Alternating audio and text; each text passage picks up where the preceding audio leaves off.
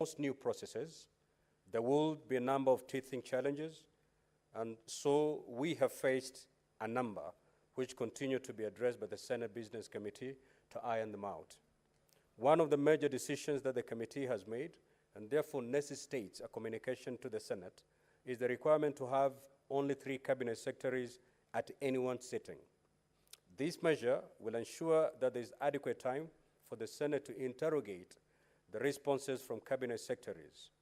This measure will be implemented from tomorrow, Wednesday, 24th of May, 2023, during the morning sitting. As we progress, we will continue to learn and make the necessary adjustments to improve on procedure for questions.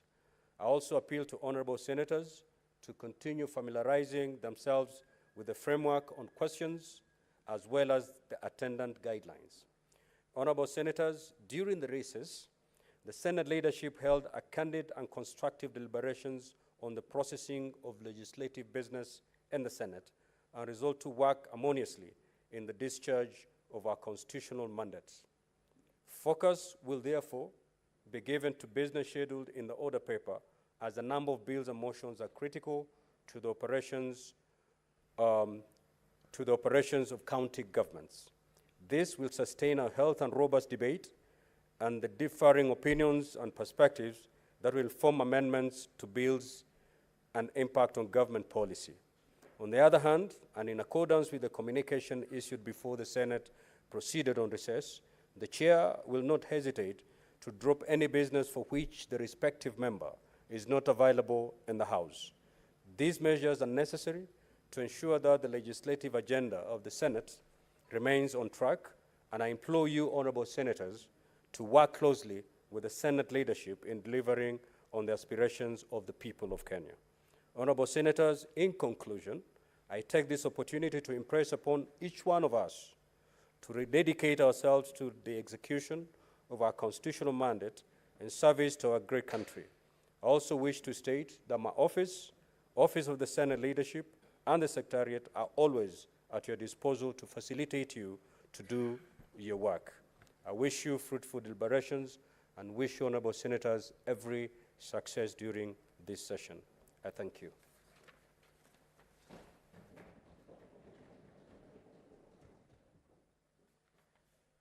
Honorable senators, I also do have a further communication to make. Before I do that, Majority Leader and Senator Issa, kindly proceed to have your seat.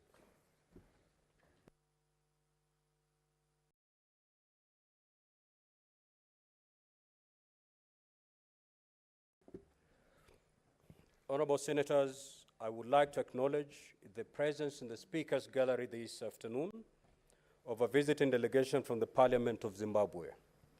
The delegation comprises members of the thematic Committee on Peace and Security and its staff who are on a benchmarking visit. I request each member of the delegation to stand when called out so that they may be acknowledged in the Senate tradition. The Honorable Senator Dr. Prinyatwa David, the chairperson of the committee. The Honorable Senator Chimbuzi Alice. The Honorable Senator Kumalo Nomalanga. The Honorable Senator Komichi Mogeni. The Honorable Senator Chief Makumbe. The Honorable Senator Mathuthu Themba. The Honorable Senator Muhadi Tambuzai. Ms. Faith Manhivi. Ms. Tapiwa Sukuta, a researcher. Honorable senators, on behalf of the Senate and on my own behalf, I extend a warm welcome and wish them a fruitful visit. I thank you. Again, I wish to acknowledge the presence in the Speaker's Gallery this afternoon of a visiting delegation from the Parliament of Zimbabwe. The delegation is undertaking a benchmarking visit in the Center for Parliamentary Studies and later participate in the 3rd Annual Parliamentary Symposium to be held in Naivasha, Nakuru County from the 26th to the 27th May 2023.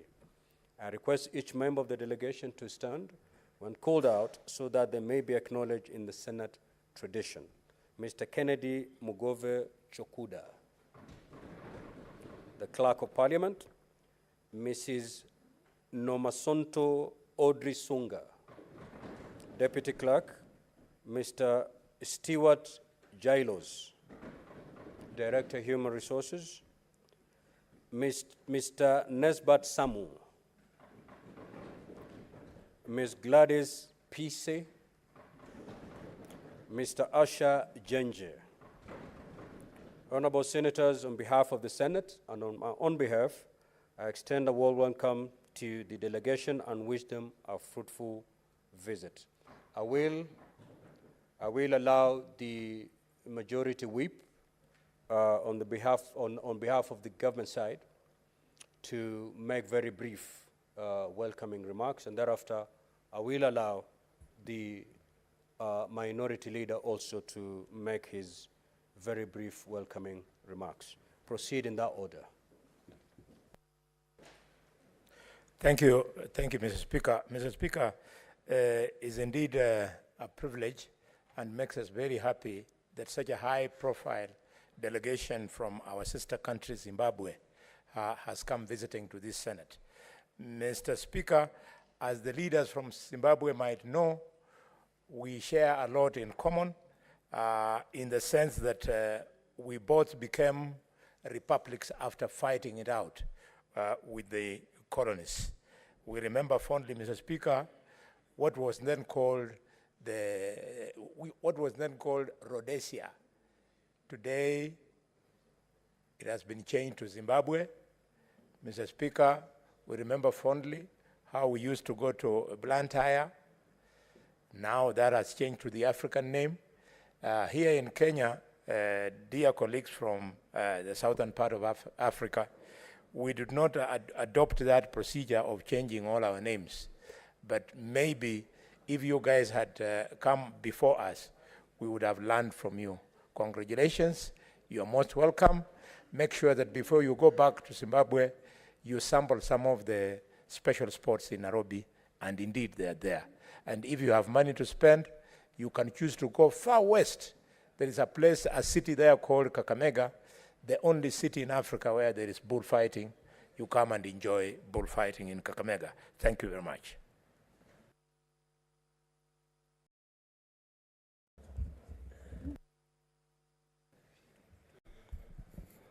I thank you, Mr. Speaker.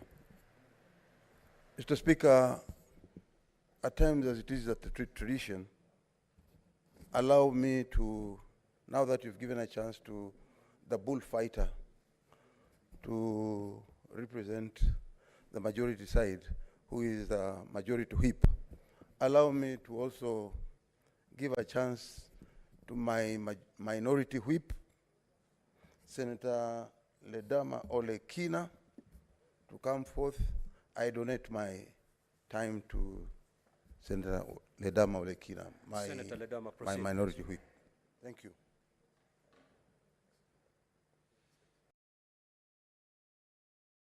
Thank you, Mr. Speaker. Mr. Speaker, on behalf of the minority side, I wish to extend a warm welcome, and I actually join you, to welcoming the distinguished senators and the members of staff from the Parliament of Zimbabwe.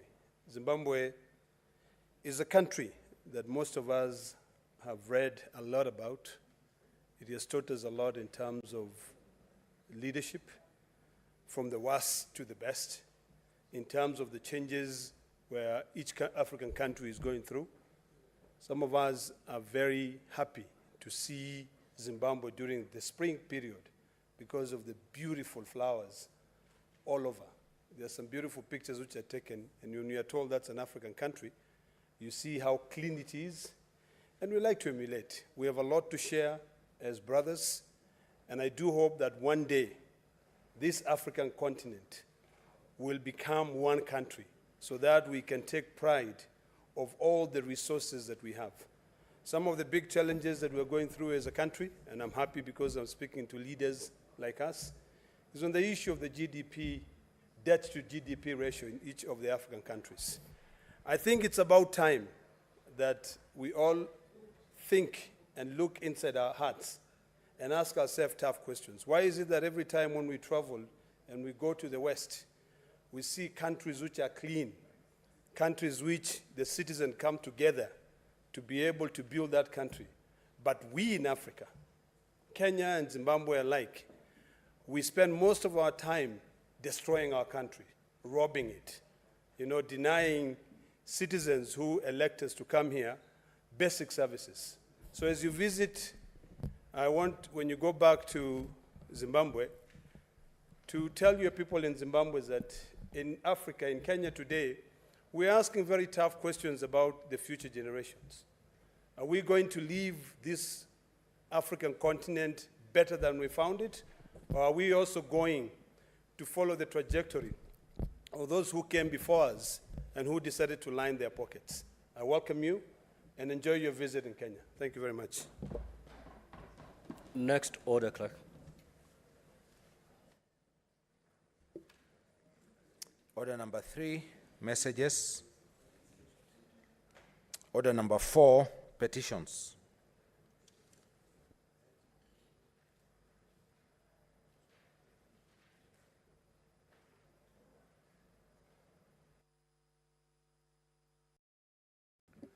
Is the Honorable Senator Karungo Thagwa here?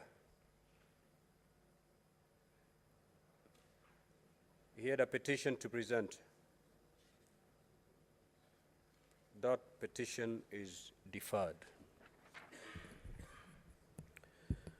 Honorable Senators, I hereby report that a petition has been submitted to the Senate by Ms. Ruth Kabui and other P1 teachers concerning salary arrears for P1 teachers with A-level academic qualifications from 1996 to 2010. As you're aware, under Article 1191 of the Constitution, and I quote, "Every person has a right to petition Parliament to consider any matter within its authority, including enacting, amending, or repealing any legislation." Honorable Senators, the silent issues raised in the petition are as follows: that in July 1996, the then Directorate of Personnel Management of the Teacher Service Commission issued a scheme of service for non-graduate teachers, given the requirements for appointment and promotion for non-graduate teachers. The said schemes were implemented by the Commission, after which an attendant regrading was required. That in July 1996, the then Minister of Education, Science and Technology, through the Chief Inspector of Schools, requested all district education officers, municipal education officers, and city director of education to submit the names of trained primary school teachers, 1P1 with A-level academic qualifications countrywide to the ministry. That thereafter, the ministry proceeded to grade and trained A-level teachers who had attended a 2-week program at Kagumo and Bondo Teachers Training colleges to secondary school teachers 1, that is S1, locking other A-level primary school teachers, P1, who had not attended the course. This resulted to complaints by the primary school teachers, P1 A-level trained teachers. That another group of approved teachers, ATS-1V, were also promoted in the year 1996. The then scheme of service for non-graduate teachers stipulated that the existing secondary school teachers, that is S1, promoted to primary school teachers, P1, were to convert to approved teachers 4, while teachers with diploma certificates will convert to diploma teachers. And additionally, in July 2010, the primary school teachers, P1, were also promoted but were not issued with promotion letters. That the teachers who were promoted in the year 1996 are yet to receive their salary arrears since the date of promotion, which is contrary to standard labor practices. And that the petitioners have made efforts to have this matter addressed by the relevant authorities, and all of which have failed to give a satisfactory response. The petitioners, therefore, pray to the Senate that it intervenes in this matter with a view to recommending to the National Treasury and Economic Planning to factor in budget to enable payment of salary arrears to the teachers. Now, Honorable Senators, pursuant to Standing Order 237, I shall now allow comments, observations, and clarifications in relation to the petition for not more than 30 minutes. Honorable Senators, you may walk in. Senator Manzo. Thank you, Mr. Speaker, for giving me an opportunity to comment on this very, very important petition. Mr. Speaker, the Constitution is clear that any Kenyan who thinks he has a matter which is unresolved can bring it to Parliament, which includes Senate. And these teachers have walked a long journey. They have been trying to make these particular claims over a long, long time. They have gone into different government departments and did not find the necessary assistance they were looking for. And I believe Senate, the committee dealing with education, and also Senate as a whole, has the power given to it by the Constitution to resolve this matter, Mr. Speaker. Mr. Speaker, there has been many issues dealing with the teachers, and teachers are very, very important, you know, from the nursery school teacher to the primary school teacher to the secondary school teacher. There was rationalization of the P1 and the S1. And even we have a lot of teachers who have become graduates, who have pursued a degree, you know, privately, and are now qualified. But unfortunately, the salary is not commensurate to what the teacher is qualified for. So I believe a scheme of service for all these teachers can be polished, can be reconsidered, and with public participation or by consulting the relevant bodies dealing with the teachers. This is NAT and the stakeholders in the education sector, and also experts in the area of remuneration, and people dealing with that particular expertise have an opportunity. Even when this particular petition has been presented, the presenters, together with other interested Kenyans, can approach the committee, and ordinarily the practice is that they are able to input to the committee, and the committee is able to serve Kenyans better. So I believe all teachers should be treated fairly. The Constitution requires that there is fair and equal treatment to every Kenyan, so that whatever they have worked for can be paid to them, and they can continue with the good work of educating the country. Mr. Speaker, I'm personally a product of teachers, and very kind teachers in Makueni, and I believe a teacher is so important that we leave them with our children, and they polish them, they teach them how to be better Kenyans, they teach them the national anthem at a very early age, the Eastern African anthem, and it is through the hands of many teachers these students proceed to high school and even to university and end up even in this Senate.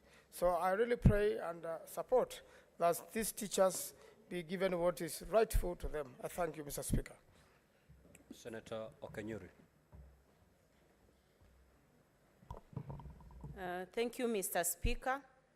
I also rise to support this petition by one Ruth. And I think it's so many years down the line for these teachers to actually be compensated. From 1996 to 2010, that's a very long time, and I know there must have been very many attempts trying to intervene on behalf of these teachers. The other time we were actually discussing on teachers who had marked the examinations, who are yet to even be compensated, while we've had the students who performed well report to schools, and life has definitely moved on as usual.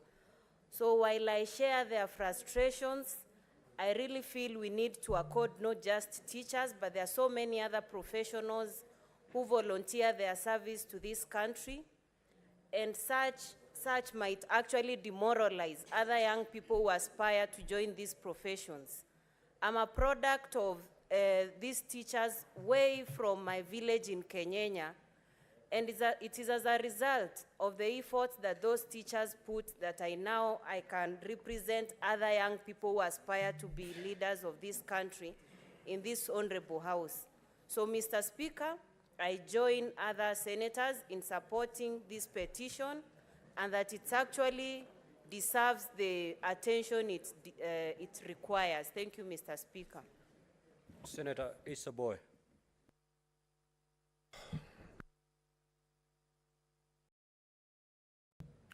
Asante sana Mheshimiwa Spika kunipa fursa hii.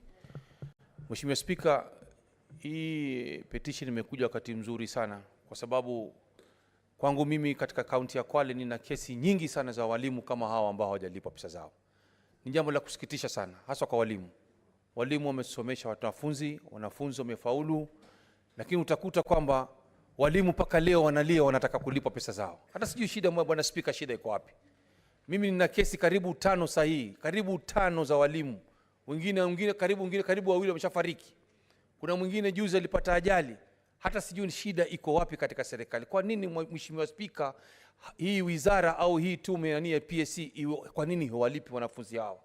Mheshimiwa Spika, mimi naunga sana ni statement ambayo imeletwa petition hii wakati huu, na lazima tuhakikishe sisi maseneta tuweze kusimama imara, hao walimu waweze kulipwa kwa wakati wake. Kwa hivyo Mheshimiwa Spika, mimi naunga sana petition hii, na hiyo komiti ambayo utaagizia mheshimiwa ichunguze basi ifanye kwa haraka sana, kwa sababu it's all over county, si Kwale peke yake, hata Mombasa, ukisikia Kilifi, walimu wananungunika kwa sababu pesa zao. Kwa hivyo Mheshimiwa Spika, mimi na support sana hii petition hii. Thank you very much. Senator Osotsi. Mr. Speaker, I also want to join the rest of the members to say that I support the petition.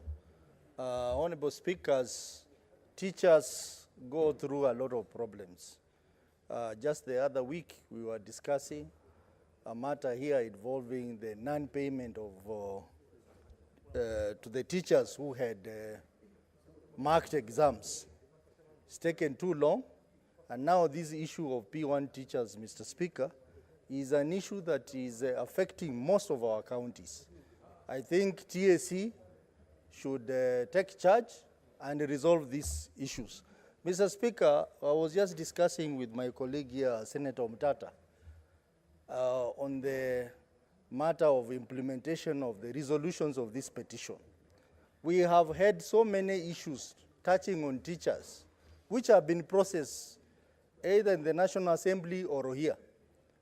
But the TSC has had nothing, it has seen nothing, and it has not acted.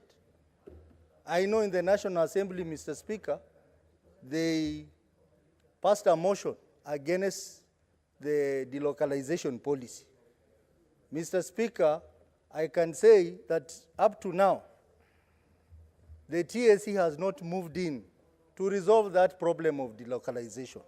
And even this, Mr. Speaker, I am sure TSC will not move in with speed to deal with this problem of non-payment to the P1 teachers. I think something has to be done. I know TSC keeps on saying there are independent commission, but this House, Mr. Speaker, has the powers to deal with matters concerning the people of Kenya. And one of it is issues touching on teachers.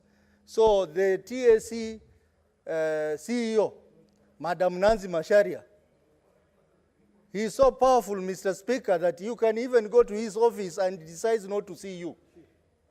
We have gone there so many times. You sit in the waiting room for hours, and she cannot see you, and then eventually she sends the PA to come and see you. Mr. Speaker, it is a high time that this country gets rid of state officers who behave larger than life, like Nancy Macharia. Mr. Speaker, I support.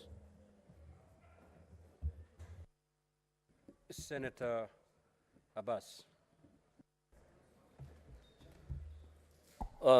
Thank you, Honorable Speaker. I beg to support the motion and the statement that actually what is happening in TSC is actually a very, very unfortunate situation. That many teachers are having a lot of problems.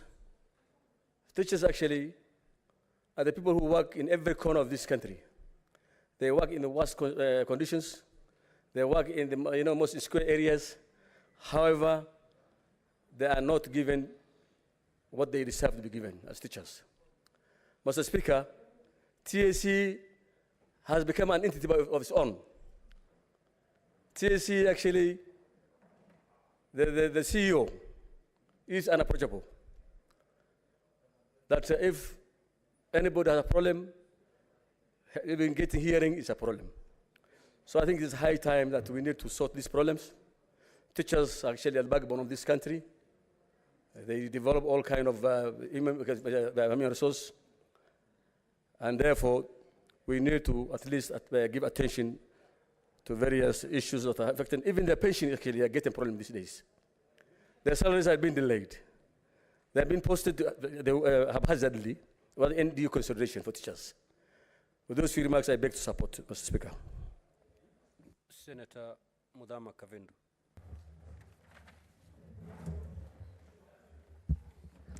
Thank you, Mr. Speaker, for giving me this opportunity to join the rest of the senators to support this petition by Ruth. Mr. Speaker, this issue of teachers retiring and not even getting their benefits, it's not only with Ruth. I don't know which county she comes from, but it is across all the counties in Kenya. And it is so sad to hear and to know that from 1996 to date, there are people who are still waiting for their compensation and their retirement benefits. Mr. Speaker, it's very sad because NAT is there and they should be mindful of the welfare of the teachers, and KUPPET is also there, Mr. Speaker. RBA, Retirement Benefits Authority, is also there. We should be really concerned about the retirement benefits of the teachers. Mr. Speaker, all of us, when we work, we want, once we retire, to get our benefits so that we can continue with life. And these teachers, from 1996 to date, those are many, many years when they are still waiting for their benefits. And I'm sure majority of them has already died while waiting for their benefits so that they can continue with life. And they face a lot of challenges. Mr. Speaker, it's my prayer and my hope that where this petition is taken to the Committee of Education, they will deal with it very urgently.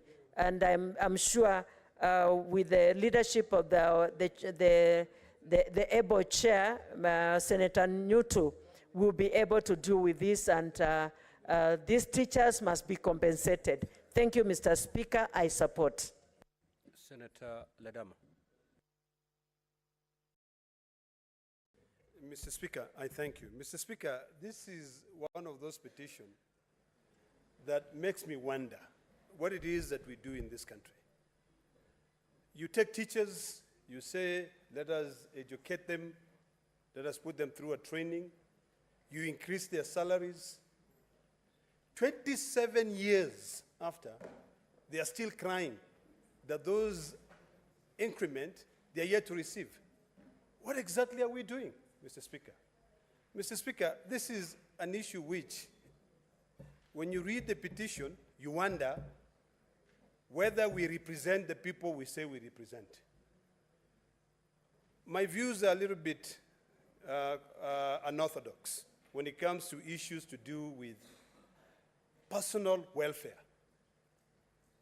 Why is it that we ourselves here as leaders, whenever we are promised an increment, every year, all of us here as leaders, we get some form of a salary increment? Why is it that that is never delayed and not paid? The day you delay a member of parliament increment is the day they'll shut down the country.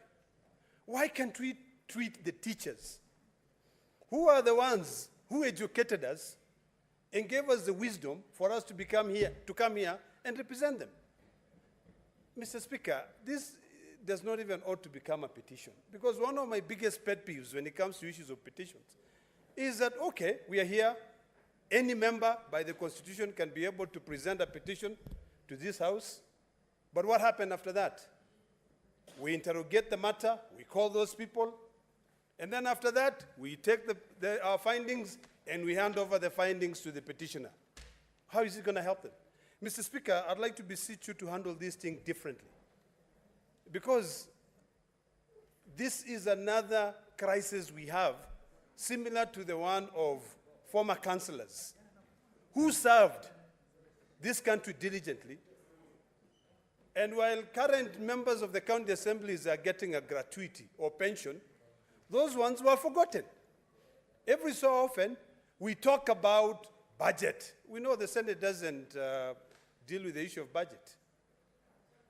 I wish our colleagues in the lower house would be able to, so moto, take on this matter and add that budget there and reduce all these budgets of tea, budgets of travel, and at least pay these teachers from 1996, 27 years ago. In fact, the distinguished senator nominated, who is looking at me, Tabitha, was not born then.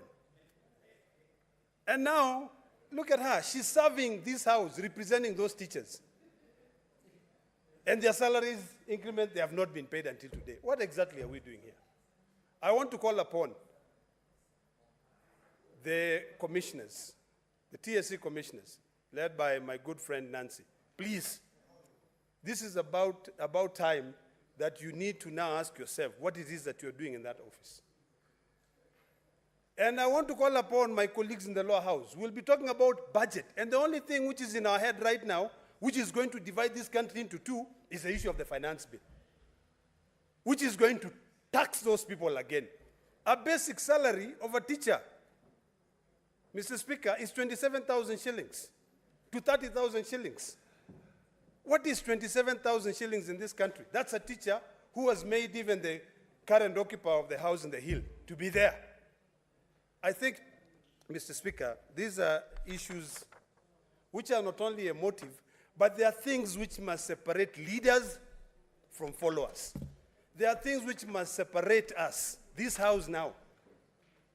You know, some of these things, Mr. Speaker, if you tell me that you will amend our standing order so that we can call those commissioners here, I'll agree.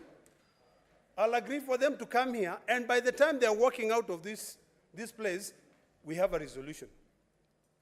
Mr. Speaker, I dare say if you look at the budget of the Ministry of Education, and yet some of these teachers here who are promoted, we no longer have something called P1. There's no P1 anymore. I think it's called what? Grade what? If you look at the budget of the Ministry of Education, just like the Ministry of Health, you'll be shocked. The amount of money they get, yet some of these services are devolved. Then why don't we ask ourselves tough questions now, Mr. Speaker? That when we are talking about amending the Constitution or bringing changes, why don't we then devolve education fully, entirely, like other countries? There are other jurisdictions where it's a school district that has to care about the salaries, the benefits of teachers. We are in a very, very tough year. This year, cost of sugar will be more than the cost of a bag of cement. And if we don't even fight to increase this little money, and it's little money, compared to the amount of money we waste.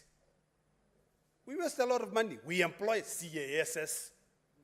We give them a lot of money. We fight in courts. If you take a budget of those CASs, you'll send that money to these teachers. I think it's about time that we become our real brothers' keepers and we fight for them. Mr. Speaker, I want to request that when you give instructions and you commit this petition to the Committee on Education,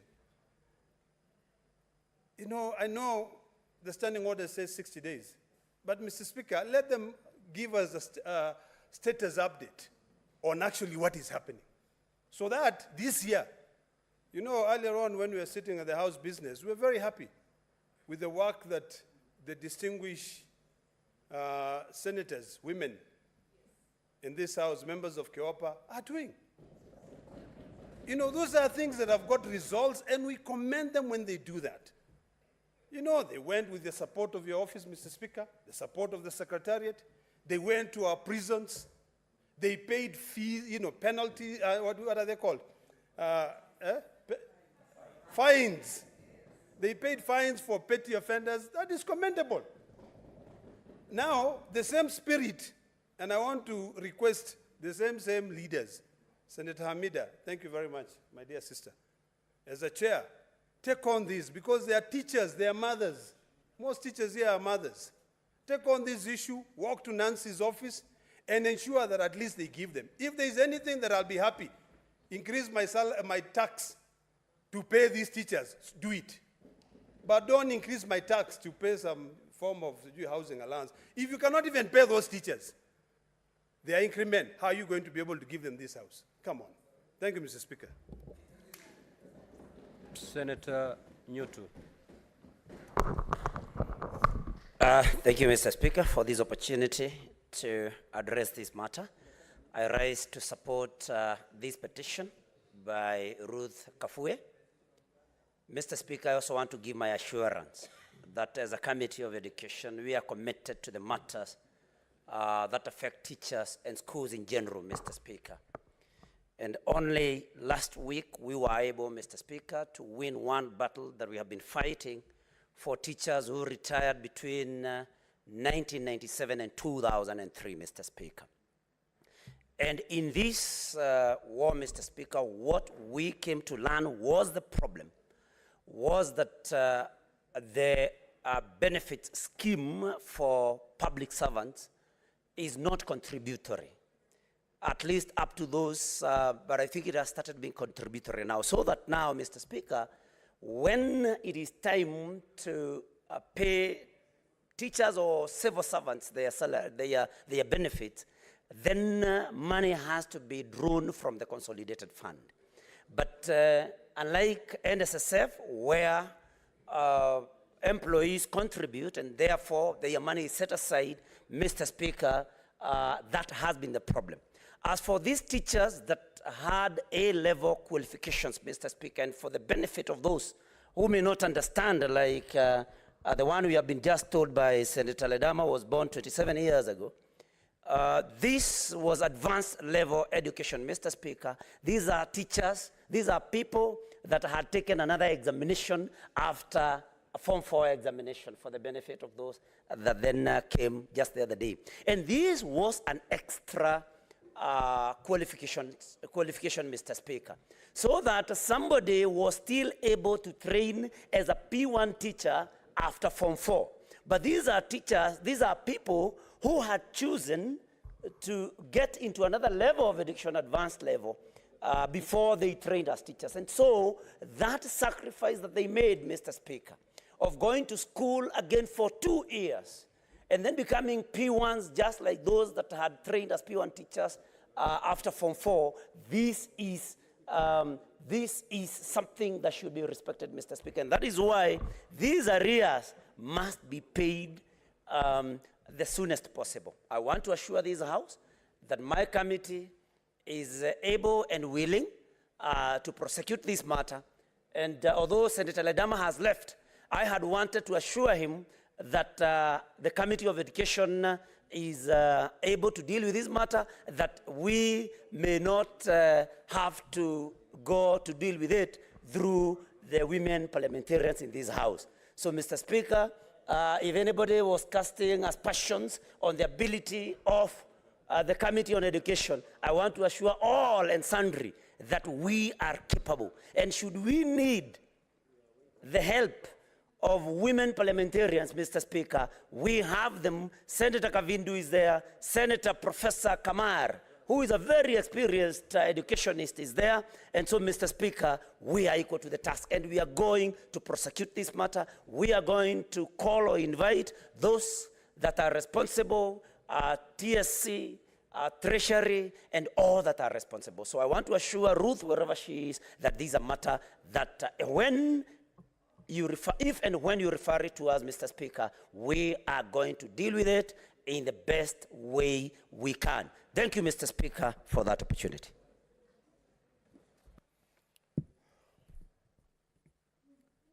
Honorable Senators, the time allocated for intervention to this petition is well spent.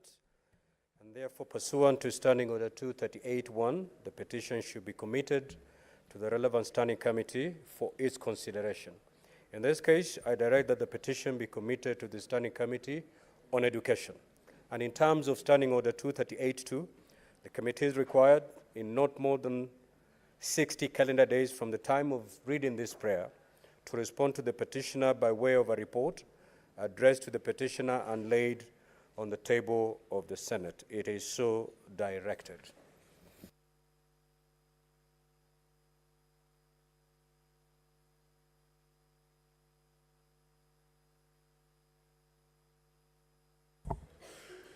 Thank you very much, Mr. Speaker.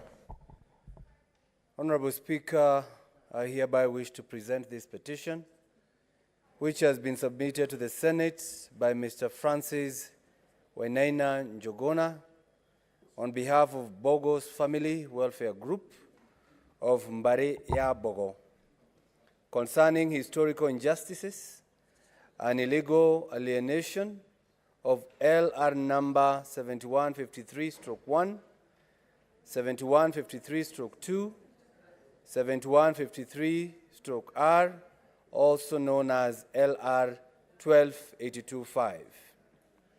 As you are aware, under Article 119(1) of the Constitution, and I quote, "Every person has a right to petition Parliament to consider any matter within its authority, including enacting, amending, or repealing any legislation."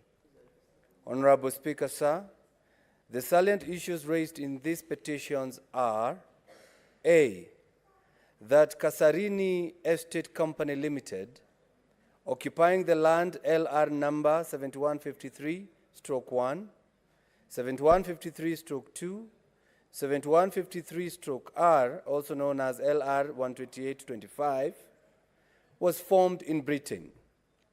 The estate occupied the land as a demonstration farm from 1932, while coexisting with the original owner, Mbogo Wainaina family. That a group of 5 families with 10 members allegedly formed Kasarini Farmers Cooperative Society Limited, which was registered on 10th July 1974 in a bid to illegally acquire the Kasarani Estate Company Limited land. That Kasarini's Farmers Cooperative Society Limited certificate was disowned by the Commissioners of Cooperative Development in response to an inquiry by the National Land Commission. Despite the Commissioner of Cooperative Development disowning Kasarani Farmers Cooperative Society Limited, the society was issued with a title on the said land on 18th December 1981. D, that Kasarini Farmers Cooperative Society Limited have since purported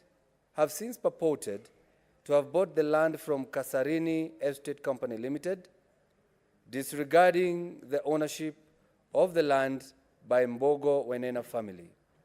And E, that the petitioners have made efforts to have the matter addressed by the National Land Commission and other relevant authorities, all of which have failed to give a satisfying response. And finally, Mr. Speaker, the petitioner therefore prays that the Senate investigate this matter with a view of establishing the rightful owner of the land LR number 7153/1, 7153/2, 7153/R, also known as LR number 12825, and recommend that compensation to be rendered to the Bogos family for the historical injustices suffered and damages for the said land. I thank you, Mr. Speaker. Honorable Senators, pursuant to Standing Order 237, I shall now allow comments, observation, or clarifications in relation to the petition for not more than 30 minutes. Chirange. Thank you, Mr. Speaker, sir. I want from the onset to support Senator Karungo Wathangwa that land is an emotive issue, Mr. Speaker. And anybody who is dispossessed of land is not good, because any dispossession of land by anybody should be done within the law, Mr. Speaker, sir. Mr. Speaker, sir, and therefore I think it has been horrendous for the family. And as a Senate, and I believe our committees, as one of the chairs of education, has insisted that they have capacity and ability to address, Mr. Speaker, all these issues that have been raised in this petition. Mr. Speaker, it's not lost to us that any part of this country you go at family level, at communal level, there will be always, Mr. Speaker, sir, the issue of land grievances. And therefore, I think the biggest is to ensure, Mr. Speaker, everybody has a title deed, Mr. Speaker. And I think the commitment of government has to always have the title. Mr. Speaker, you know, all of us are Africans, unless there are people who are new from Jerusalem, is that when you don't own land from my community where I am, you are not a man, despite having other things, Mr. Speaker. So this is a very important matter that must be dispensed with, Mr. Speaker. And of course, looking at the value, Mr. Speaker, I'm not saying not having a title deed super intense what a man should have, but the bottom line is that it gives you identity, it gives you sense of belonging, Mr. Speaker. Mr. Speaker, finally, and therefore you can see even what is happening in South Rift and North Rift, where allegations of tea machines, tea plucking machines are being burned down, Mr. Speaker, and many others, because of the land. Because the people from where I come, Nandi and Kericho and part of South Rift and North Rift, always have a feeling that they were dispossessed of their rightful ownership of land, Mr. Speaker.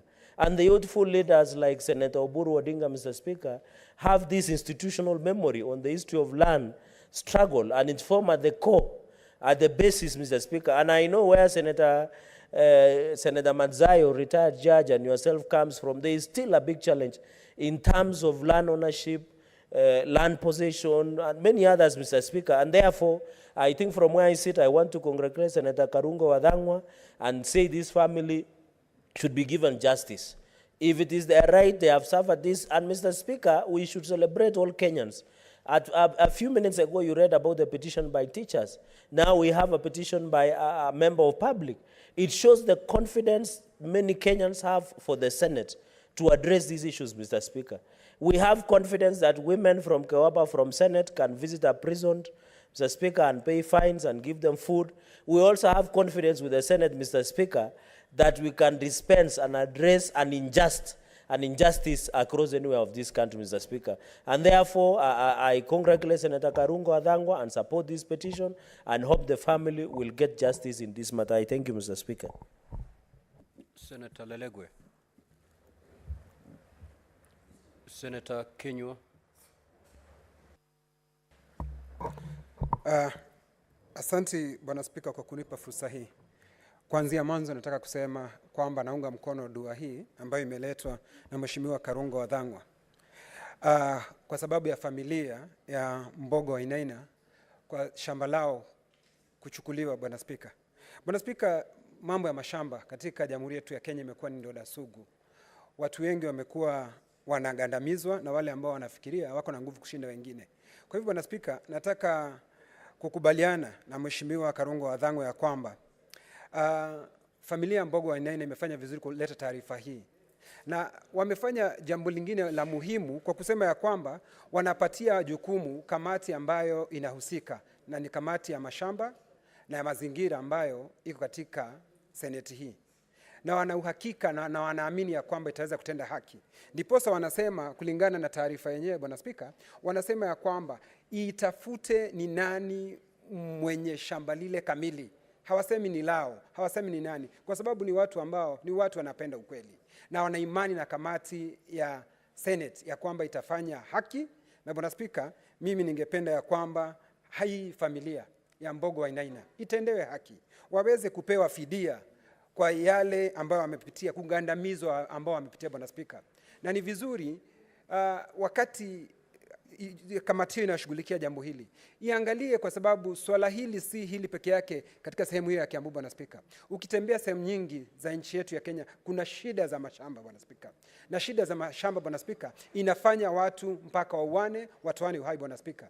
Kwa hivyo ningependa kuuliza kamati hiyo, wakati inashughulikia swala hili, ishughulikie hata sehemu zingine, kama ukitembea Laikipia, Bwana Spika, upande wa Marmanet, Bwana Spika, watu walifurushwa kutoka mashamba yao na wanapaswa kupewa fidia, Bwana Spika.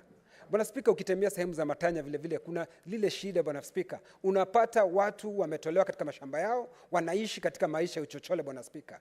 Kwa hivyo, kwa sababu Wakenya wana imani na kamati na seneti, na hasa kamati hii ambayo inaongozwa na Mheshimiwa Methu, nina hakika watafuatilia lile jambo na waweze kufuatilia kindani, ndio hawa ndugu zetu waache kuwa na hii shida, Bwana Spika, waweze kupewa fidia, Bwana Spika, na waweze kuishi maisha wanayopaswa kuishi.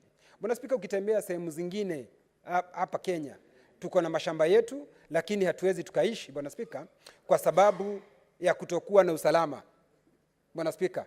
Kwa hivyo jambo la mashamba, Bwana Spika, limekwenda na sugu. Ukitembea mahali kunaitwa Kimanju, Ilipolee, uende Dodor, hiyo ndio shida, Bwana Spika. Watu wanapigwa, wanaondolewa.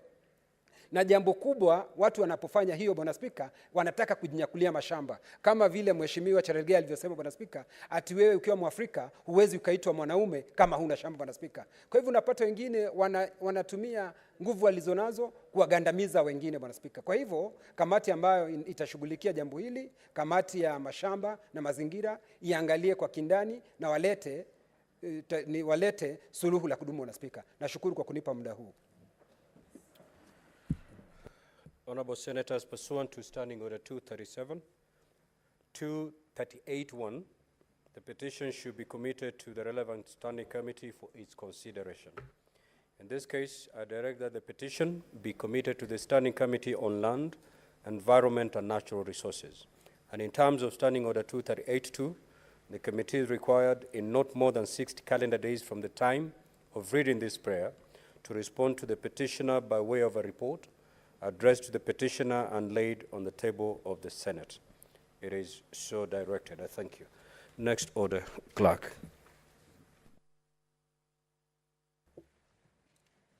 Order number 5, papers.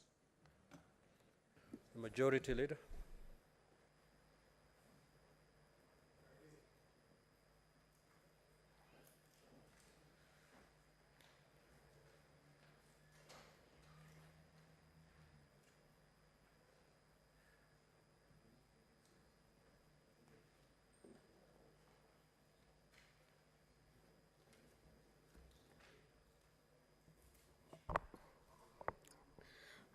Honorable Speaker, I beg to lay the following papers on the table of the Senate today, 23rd May 2023. Report of the Auditor General on the financial statements of Iten Municipality for the year ended 30th June 2020. Report of the Auditor General on the financial statement of Iten Municipality for the year ended 30th June 2021. Reports of the Auditor General for the year ended 30th June 2022 on the financial statement of 1, Iten Municipality, the Makueni County Sand Conservation and Utilization Authority, the Matungulu Kangundo Water and Sewerage Company Limited, the Municipality of Malindi, the Mombasa County Alcoholic Drinks Control Fund, the County Executive of Mombasa, the County Assembly of Mombasa, the Kirandich Water Company Limited, the Nakuru Rural Water and Sanitation Company Limited, the Nakuru Water and Sanitation Service Company Limited, the Nawasol Company Limited, the Elder Ravine Water and Sewerage Company, the Central Rift Valley Water Works Development Agency, the Receiver of Revenue, County Government of Homa Bay, the County Executive of Homa Bay, the County Assembly of Homa Bay, the County Government of Meru, Receiver of Revenue, the Meru County Investment and Development Corporation, the Meru Youth Service Board, the Meru County Assembly Members Car Loan and Housing Schemes Fund, the Meru Water and Sewerage Service Registered Trustees, the County Assembly of Meru Staff Car Loan and Housing Schemes Fund, and Kisii County Bursaries Fund.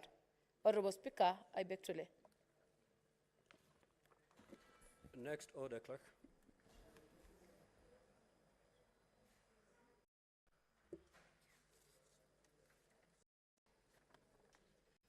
Order number 6, notices of motion. Honorable Senator Catherine Muma.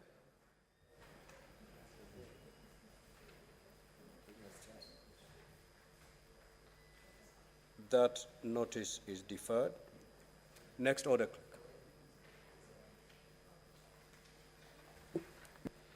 Order number 7, questions and statements. Statement pursuant to Standing Order 53-1, the Honorable Senator Richard Onyonka. That statement is dropped. Senator Richard Onyonka had 2 statements, and those statements are dropped. Senator Raphael Chimera.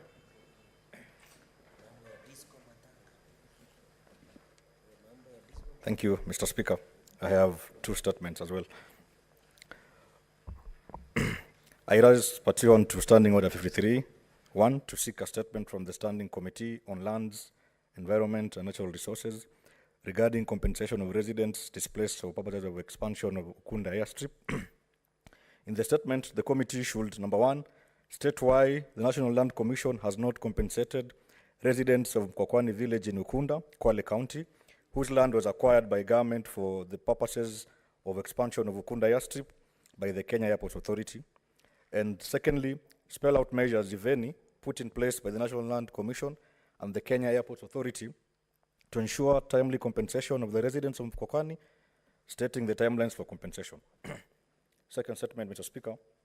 Mr. Speaker, sir, I rise pursuant to Standing Order 53-1 to seek a statement from the Standing Committee on National Security, Defense and Foreign Relations regarding the complete ban on night discos during funerals, commonly known as Disco Matanga, in Kwale County.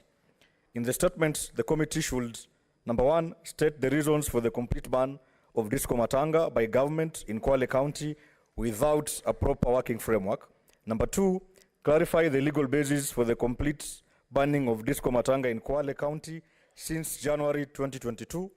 Number 3, direct the Ministry of Interior and National Administration to develop a practical framework to regulate disco matangas without the associated risks. And lastly, Mr. Speaker, state measures, if any, by the government to ensure that the ban is lifted with immediate effect. Thank you, Mr. Speaker.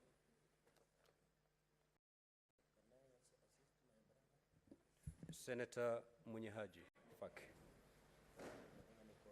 Asante Mheshimiwa Spika, nimesimama kuunga mkono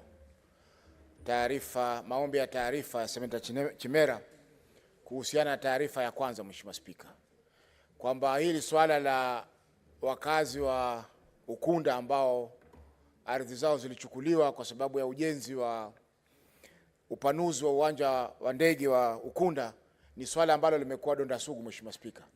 Nakumbuka tulizuru mahali hapa mnamo mwaka 2018 tukiwa na kamati ya fedha ikiongozwa na Senator Kajwang, Mheshimiwa Spika, na wahusika pia walikuja katika bunge hili la Senate kuja kueleza masaibu yanayowapata kwa ucheleshaji wa kulipwa kwa zile ardhi ambazo zimechukuliwa, Mheshimiwa Spika.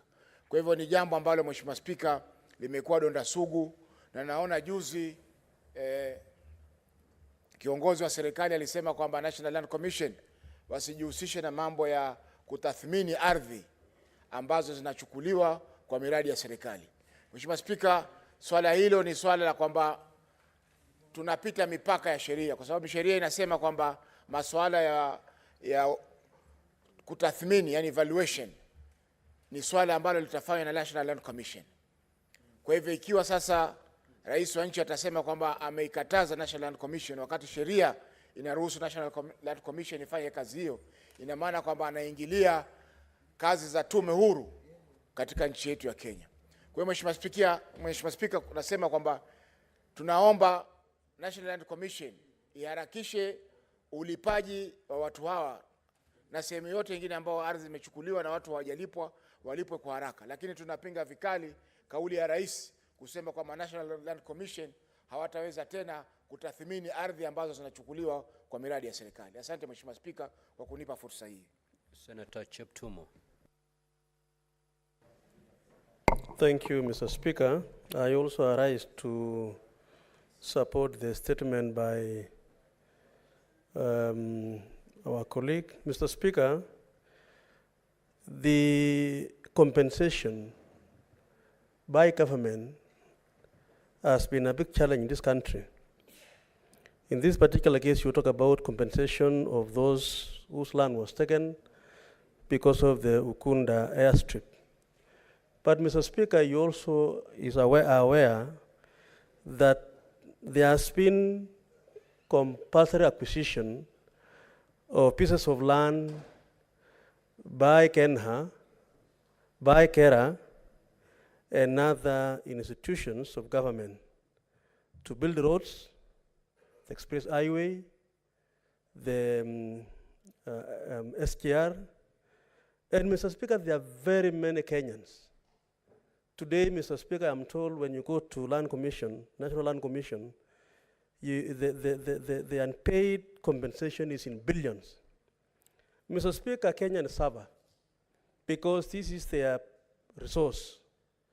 And sometimes they even plan to utilize the money that are supposed to be compensated from the government. And they indeed suffer, Mr. Speaker, because there is no clear provision of law as to the timelines within which compensation should be actually done by the government. Mr. Speaker, when you acquire land through compulsory acquisition, Mr. Speaker, it means you'll have done the budget for compensation for the purpose. I sometimes, Mr. Speaker, wonder where the money goes, because at the point of acquiring the land, the money is available for compensation. But thereafter, after some time, the money disappears and Kenyans suffer. Mr. Speaker, those of us who have a chance of sometimes representing clients in our institutions like the law firms and so on, Mr. Speaker, we come across these issues. It is true that Kenyans are suffering. Mr. Speaker, even the dams we have today in many parts of the country, billions is applied, and yet the owners of the land on which these dams are built are not compensated. Mr. Speaker, I think this House should rise to the occasion. I think we should come up with clear laws that once government has acquired land through compulsory acquisition, then within a specified period of time, those people should be compensated so that we don't leave it open for the government to pay as and when, Mr. Speaker, they wish to, because Kenyans are suffering. So, Mr. Speaker, I really support this, and I think it is an issue that should be able to apply across the country. I want to appeal, and Mr. Speaker, I am a member of this committee, and I think when the issue will come to the committee responsible, we are going to also take up the issue and perhaps expand it to cover other areas. Thank you, Mr. Speaker. Senator Beatrice Akinyi. Thank you, Mr. Speaker, sir. I rise to support the statement by Senator Raphael about the compensation of residents displaced by the expansion of Ukunda Airstrip. Mr. Speaker, the issue of compensation, as my colleagues have stated, is a thorny in this country. Mr. Speaker, when the National Land Commission, Kenyans aired their views that there should be a commission that would deal with such issues, Kenyans expected that that would be dealt with and such challenges would be a thing of the past. But, Mr. Speaker, sir, it is a pity that Kenyans continue to suffer even when there are reasons to compensate them. And, Honorable Speaker, in the compensation of the members in Ukunda Airstrip, The compensation is not only limited to land. Over the time, when people are settled on land, they have a number of properties that they have invested in. Honorable Speaker, they have houses they built on the land. There are a number of items that are categorized as properties. And Honorable Speaker, I say this because there is a very big problem in Isiolo County for lack of compensation on what we call along the Horn of African Gateway project in Isiolo. That, Honorable Speaker, Kenha had engaged NLC to compensate the affected properties. But here is a case where the National Land Commission chooses to only compensate land of the people in Isiolo and leave their houses. And Honorable Speaker, this is a pure act of indignifying the people of Isiolo. So, Honorable Speaker, coming back to the statement by Raphael Shemera, I want to support that the valuation must be done accordingly on the people that are affected by the expansion of Ukunda Airstrip. The land that is going to be used for the expansion must be valued properly at the market rates. The property on this land must be valued, and property, Honorable Speaker, as I've said, is not only limited to the houses. Honorable Speaker, in Isiolo, we have a very funny case where a house is destroyed, half of it is compensated, and a half of it is left uncompensated. And there arises the question of inequality. So, Honorable Speaker, this situation is not only limited to the Ukunda Airstrip. In Homa Bay, where I come from, there is an airstrip called Kabunde Airstrip that is used in the region. Honorable Speaker, it has been over 10 years as we chase compensation by the Kenya Airports Authority for the Kabunde Airstrip to be expanded for the use of the region. A number of us and a number of people in that region have to fly to Kisumu and connect to Homa Bay as far as Migori and to Tanzania, where we have a functional airstrip, although the runway is smaller and needs expansion. So, Honorable Speaker, the National Land Commission must come out to make proper the compensation of Ukunda Airstrip so that the people may get what belongs to them. I support. Senator Githuku. Asante sana Mheshimiwa Spika. Mheshimiwa Spika, nimesimama kuunga mkono statement ya Mheshimiwa Chimera kuhusu watu wa Ukunda kwanza waweze kulipwa ridhaa. Mheshimiwa Spika, nataka kuunga mkono kwamba wakati wote ambapo kutakuwa na miradi ambayo inachukuliwa na ama serikali inataka kufanya miradi sehemu ambayo imekaliwa na wananchi, Mheshimiwa Spika, ni haki ya wananchi kuweza kulipwa fidia na serikali. Mheshimiwa Spika, nataka tu niseme kwamba kuna sehemu nyingi tofauti katika Jamhuri yetu ya Kenya ambazo wananchi wamekuwa affected na miradi ya serikali. Nikisimama hapa Mheshimiwa Spika, nataka kuongelea kuhusu watu wangu wa kaunti ya Lamu, ambapo Mheshimiwa Spika, pale mahali Lapset imekalia, Mheshimiwa Spika, kuna wananchi wangu pale ambao wameathirika sana. Serikali haijawahi kuwalipa ridhaa, na nataka Mheshimiwa Spika kuungana na wenzangu kwamba hiyo ni mradi ambao ni wa serikali ambao utafaidi serikali ya Kenya, na haitakuwa mzuri Mheshimiwa Spika watu wadogo ama watu wachache kama wale watu wangu wa Lamu Mheshimiwa Spika waweze kuumia. Ndiposa Mheshimiwa Spika nasema kwamba kuna barabara ambayo imekatwa kutoka Lapset mahali imekalia kuelekea mpaka ile ambayo inaenda mpaka Southern Sudan ikipitia Isiolo. Mheshimiwa Spika, National Land Commission ilienda ika-identify wale watu ambao walikuwa wamekalia ile sehemu na wakasema kwamba wamequalify kuweza kulipwa, na tangia siku hiyo ambapo walichukua hiyo maoni na kuweza ku-identify wale watu ambao ni affected, Mheshimiwa Spika, hawajawahi kulipwa. Nataka niungane na wenzangu niseme kwamba wale watu pia wanafaa kuingizwa katika listi ya kuweza kulipwa ridhaa na fidia ili waweze kujinufaisha na maisha yao yaweze kuendelea na waendelee kujivunia kuwa Wakenya. Asante Mheshimiwa Spika, naunga mkono. Senator Karungo. Thank you very much, Mr. Speaker.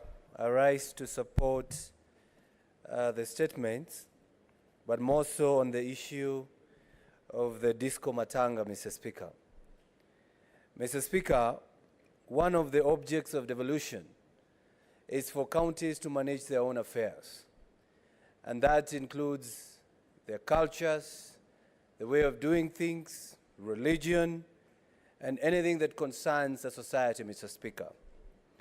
Mr. Speaker, I would urge the committee that is going to deal with this issue to look into that matter with that consideration in their mind, Mr. Speaker. But we also need to ask ourselves, why were they banned? In 2018, the same ban was effected in Kilifi County of disco matangas. In 2019, there was another ban of that kind in Homa Bay. And now this one in Kwale, I think in 2022, Mr. Speaker. Mr. Speaker, when the authority or when the Interior Department was banning these disco matangas, they cited unexpected pregnancies among the school-going children because in these events there's discos, there's drinking, there's dancing, and it happens all the way to the morning from night, Mr. Speaker. And they give some reasons that it was affecting the 100% transition of students from primary school to secondary school because of unwanted pregnancies, Mr. Speaker. Mr. Speaker, as the Senator, as Senator Chimera said, instead of banning 100%, it should be somehow regulated. Because if that's how they feel when sending the departed one, that's how they feel is the best way to celebrate, Mr. Speaker, I don't think it should be 100% ban. I think they should be controlled in a way, maybe hours, maybe time, and maybe those in attendance or those to attend such disco matangas. Maybe where I come from, Mr. Speaker, we might not have this, but I feel it is my mandate and the mandate of this Senate to defend other people's rights. I remember somebody was telling me that they even have competitions. Who had the biggest disco matanga in a certain area when they're sending, they're paying the last respects to their departed one, Mr. Speaker. So I believe instead of banning them, let the security be enhanced. Instead of banning them, let the authority or the government come up with measures to help that they make sure they reduce these engagements that make the children, these unwanted pregnancies. Even the parents themselves can just take care of their children. You don't have to let them attend such events. So, Mr. Speaker, I support that statement, and I believe the committee will come with the right recommendations. Thank you very much, Mr. Speaker. Senator Hamida Kibwana.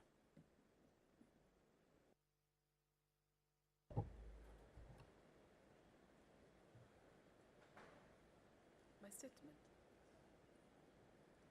Thank you, Mr. Speaker. I rise to... Thank you, Mr. Speaker. I rise pursuant to Standing Order 53-1 to seek a statement from the Standing Committee on Finance and Budget regarding withholding value-added tax, VAT, obligations on petroleum products and its impact on businesses. In the statement, the committee should state the rationale for the current withholding VAT obligation on petroleum products, stating its impact on the profitability and sustainability of businesses in the petroleum sector. Number two, provide an analysis of the impact of the 2% withholding VAT on the petroleum industry, particularly in terms of job losses and negative effects on the economy, stating how changes made by the Finance Act 2021 to the Tax Procedures Act 2015 affected the petroleum industry's ability to seek exemptions from withholding VAT obligations. Number 3, table evidence that supports the claim that removing the withholding VAT obligation on petroleum products will result in increased revenue from pay-as-you-earn, pay, corporate tax, and other revenues generated for county governments, stating alternative measures that could be considered to ease the financial burden on petroleum businesses. And number 4, state interventions put in place to ensure that the Finance Bill 2023 includes an amendment to exempt petroleum products from withholding VAT obligations, stating potential drawbacks, if any, and how this can be addressed. I thank you, Mr. Speaker. Senator Chiranke. Thank you, Mr. Speaker. I have seen my sister, Senator Amida, has raised an issue of VAT. She's prophesizing because the Finance Bill 2023 is looking to increase VAT on fuel products from 8% to 15%. Mr. Speaker, as we talk today, the country is not doing very well economically, and there are two issues. Either we tax or we borrow. The budget ceiling, Mr. Speaker, as we talk, is around 9.4 trillion Kenya shillings. And the ceiling that this House, and then I voted during the handshake arrangement against, was 10 trillion Kenya shillings, Mr. Speaker. We are looking at a budget of 3.6 trillion Kenya shillings, Mr. Speaker. Our public debt is no longer sustainable. Therefore, the fact that 8% has been increased to 15% on VAT, Mr. Speaker, is very critical in the growth of the economy. We either choose to go to countries like Canada, Ethiopia, Ghana, Ethiopia, and other countries who have default in terms of payment, in terms of public debt that we have internationally, Mr. Speaker. Secondly, Mr. Speaker, the issue of fuel subsidy. Who are these people? Mr. Speaker, as we talk today, there are many companies who are well connected that benefited from fuel subsidy. Mr. Speaker, who are the beneficiaries? Mr. Speaker, when you look, and I remember we censured as CS of Energy in the last session because of misuse and abuse of fuel subsidy, and then, Mr. Speaker, because what you are having is specific petrol stations who are selling fuel like a happy hour, Mr. Speaker, for people who add things more than water, and they were not in a position to tell us who are these, Mr. Speaker. As we talk today, there are many companies that want to be paid because they gave fuel subsidy, Mr. Speaker. That process was abused. Mr. Speaker, any sane economic person, the fuel and unga subsidy should be removed because it was not sustainable, Mr. Speaker. Mr. Speaker, it behooves all of us, Mr. Speaker, that we cannot survive on subsidy, Mr. Speaker. Look, for example, we better subsidize production over consumption. Because if you are talking about food security, for example, we better give farmers in Nyamira, Mr. Speaker, subsidized fertilizer to produce more of ndizi to be consumed in Nairobi, as opposed as giving unga that is subsidized, Mr. Speaker. And therefore, this statement by Senator Amida, with all due respect, of course, the committee will dispense with, but in my own opinion, fuel subsidy was abused, Mr. Speaker. The international economists, the IMF, everybody has said you cannot live on subsidy. It is like living on Fulisa. You cannot live on Fulisa, Mr. Speaker. And therefore, when the finance bill, I would have wished to listen to the comments of Senator Amida when the finance bill will come before the floor of the House, because we need to raise our local revenue. We don't raise, we borrow more. We borrow more, the country, Mr. Speaker, will be sold reja like mitumba in some markets, Mr. Speaker. And we don't want, Mr. Speaker, to come here buying a loaf of bread, come with like 10 kilos of 100 shillings, Mr. Speaker, because our currency has been devalued, Mr. Speaker. And therefore, I think on a point of information, Mr. Speaker, Senator Amida is doing very well in many things, but I think on this one, I beg to disagree, because fuel subsidy has been abused, and the government under President William Ruto has done very well to remove any form of subsidy and cut down even on this budget, Mr. Speaker. I've seen, Mr. Speaker, in the conclusion, there are many, and I hate to reply these things, Mr. Speaker, because I've seen our colleagues from the other aisle in disco matangas. I'm told there's disco matanga. My younger brother, Senator Rafael Chimera, was there describing how disco matangas happens is in a better place, or birthday parties or baby showers. Mr. Speaker, we need to be honest to the country in conclusion. There is a misnomer that counties, their money was slashed, Mr. Speaker. In the financial year 2021-2022, for new members, we fought here. I remember Senator Faki was here, Senator Okongo Mugende was here. We fought and gave counties 370 billion. We have fought an increment of 15.3 billion addition. That is 385 billion, Mr. Speaker. Mr. Speaker, counties will get conditional grants of 44 billion. Counties will get 429 billion in both equitable shareable revenue and in conditional grants, Mr. Speaker. So I want to ask our colleagues, I know as politicians, when you see microphone and media, you decide to be excited, Mr. Speaker, simply because you want to please your crowd. But let us be honest, Mr. Speaker. What is your point of order, Senator Faki? Mr. Speaker, sir, the Honorable Senator for Nandi is misleading the House in saying that the counties are going to get 425 billion. 425 billion in conditional grants, Mr. Speaker. What the DORA said, Mr. Speaker, is that the counties are going to share 385 billion, 425 million Kenya shillings. There was nothing like 425 billion in that DORA, which was passed by this House and assented by the President, I think 3 weeks ago. Thank you, Mr. Speaker. Senator Cherangei. Mr. Speaker, are you misleading? No, I'm not misleading, Mr. Speaker. Factual? It is as factual, Mr. Speaker, it is as factual as the second coming of Jesus Christ. Mr. Speaker, it is very important. And you know, Mr. Speaker, when we are in this forum, we learn. And I request we learn. I learn from colleagues, they learn from me. I said very well that the President, we ascended 385.3 billion under equitable shareable revenue. Under conditional grants, and with the law we passed here, Mr. Speaker, we passed 44 billion. It comes to 429 billion. Mr. Speaker, it is like having money in equity and KCB. It is your money. So I think Senator Faki, Mr. Speaker, should stop consulting Sergeant at Arms and listen keenly, Mr. Speaker, because I am making a life-changing statement so that they don't mislead the public in these comatangas, Mr. Speaker. It is 429.5 billion, Mr. Speaker, that is going to counties. And I want to beg our colleagues, the answer will bear as witness. We can say other things for political expediency, but facts will remain as stubborn as it is, Mr. Speaker. And therefore, Mr. Speaker, I want to raise there and hope when this issue of VAT will come up, Mr. Speaker, I will want to also sit because you remember, Mr. Speaker, I asked a question about fuel subsidy. Mr. Speaker, you saw the Daily Nation yesterday. 62 billion was lost. And among of it is under fuel subsidy.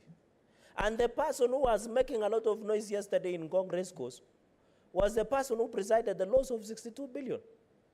So since some of the side that are asking about VAT, they should be asking Uhuru Kenyatta and Raila Odinga where 62 billion that was meant of fuel subsidies, Mr. Speaker. We cannot lie to this country. I think the era of lies, Mr. Speaker, must stop because 62 billion, Mr. Speaker, cannot be accounted, Mr. Speaker. And therefore, I support, thank you, Mr. Speaker. What is your point of order, Senator Eddie? Mr. Speaker, is Senator Cherangei in order to, I'm rising under Standing Order number 115. Is Cherangei, Senator, Honorable Member of Nandi, in order to verbatim call individuals' names as high as Honorable Raila Amolo Odinga and President Uhuru Muigai Kenyatta in this House without a substantive motion, Mr. Speaker? Is he in order? You are discussing other people. Mr. Speaker, Standing Order 155 is something else.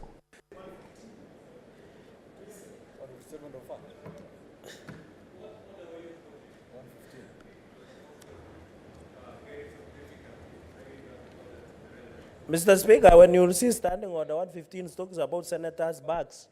So I don't know whether he has seen Senator Amida's bag anywhere or my sister Senator there. Chirange, just Yes. have your seat. Have your seat. Senator Eddie, have Chair. your seat. Have your seat, please. Just take your seat. You have made your point. You've made your point under Standing Order 115, which is not applicable under this instance, and therefore I proceed to overrule. Senator Omogeni, proceed.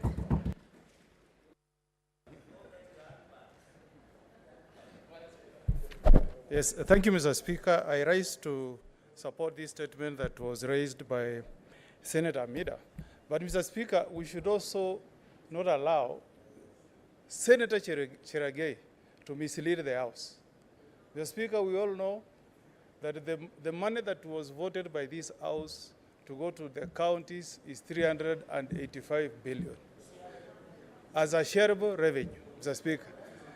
The issue of conditional grant in fuel, from the current 8% to 16%, there will be trickle effect on the common mwananchi, the so-called hustler. It is sad, Mr. Speaker, that we are abandoning hustlers hardly before our first anniversary in office as UDA administration. And, Mr. Speaker, issues of taxation is not something to joke with. Poor taxation measures has brought down governments. Poor taxation measures has brought down governments. Mr. Speaker, we must be conscious about the poor, the people who vote for us. I don't mind, Mr. Speaker, increase of taxation to 35%. In fact, I wish the 3% property tax, the one you want to take away from teachers, can be lumped on MPs so that you pay 38%, so that we can think when we are passing laws touching on taxation. But, Mr. Speaker, to bring a law that is going to increase fuel on border is being insensitive, Mr. Speaker. And as people who have been elected to speak on What behalf is your our point people, of order, Senator Chirange? Mr. Speaker, is it in order for Commissioner, my criminal lawyer defender, during my heydays in trenches fighting for democracy, is it in order, Mr. Speaker, to mislead the House on the House levy fund, yet the Housing Act was passed, Mr. Speaker? And on only 3%, it will be 2,500 matched by the employer, Mr. Speaker, and it is capped. Is it in order to listen more, Mr. Speaker, to WhatsApp gossip as opposed getting, Mr. Speaker, a substantive issue as the learned senior counsel, Mr. Speaker, and he's the only one in this session, Mr. Speaker? Is it in order to mislead, Mr. Speaker?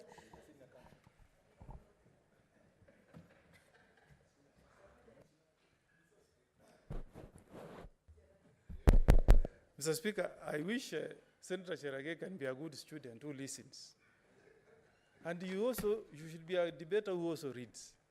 You should read the 156 pages of the finance bill, and you will see that there is a proposal therein to tax Kenyans 3% in the name of housing tax.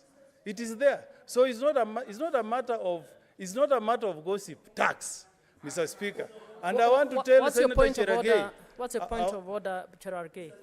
You know, you can't raise Understanding order number 105, Mr. Speaker, on the statement of fact, is it in order for the only learned senior counsel on the House, which we depend on this, to mislead all of us by saying 3% housing levy fund is a tax?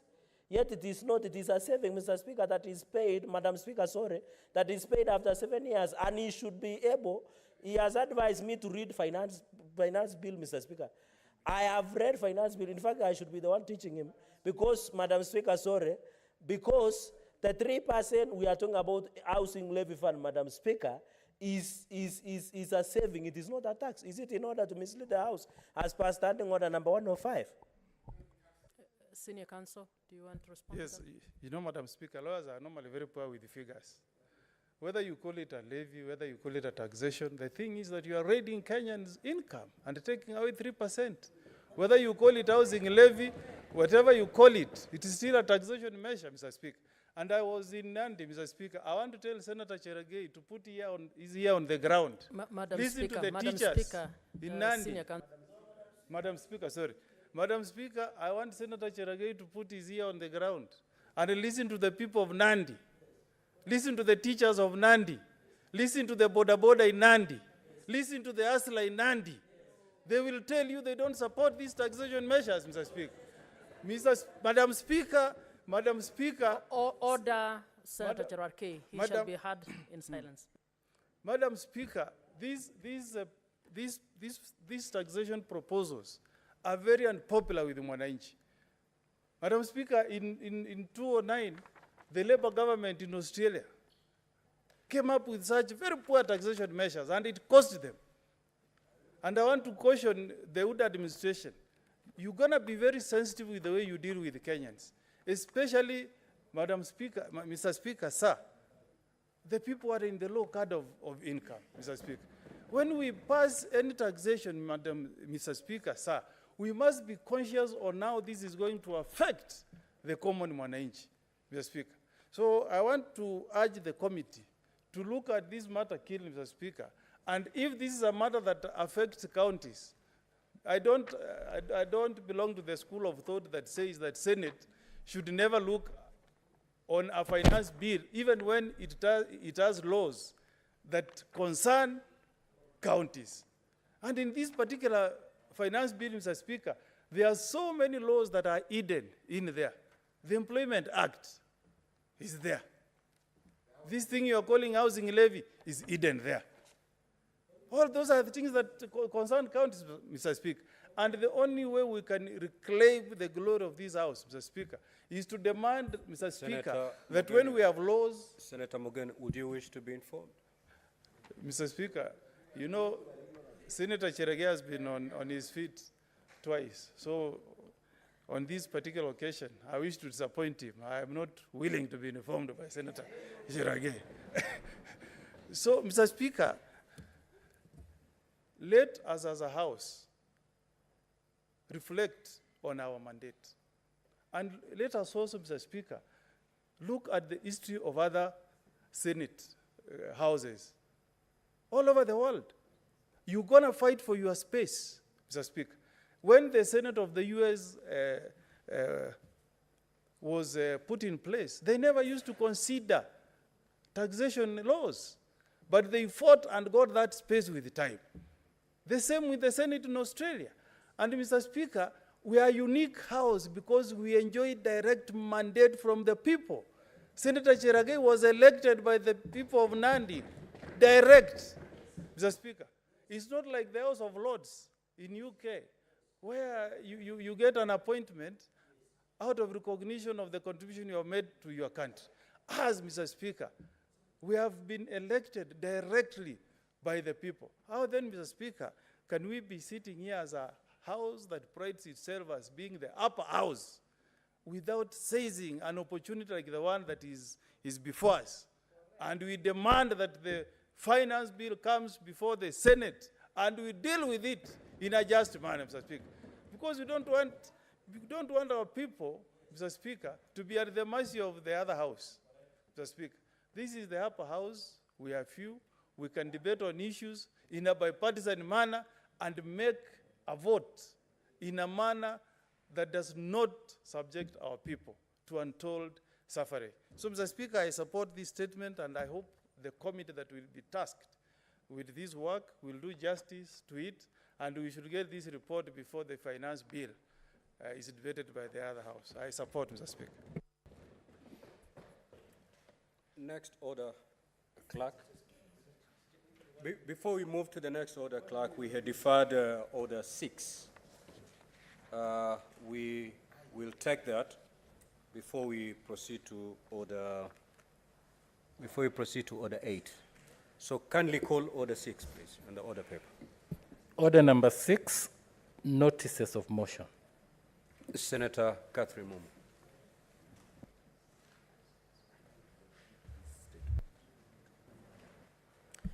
Thank you, Mr. Speaker, for granting me this opportunity to table this notice of motion on the regulation of electronic cigarettes in Kenya.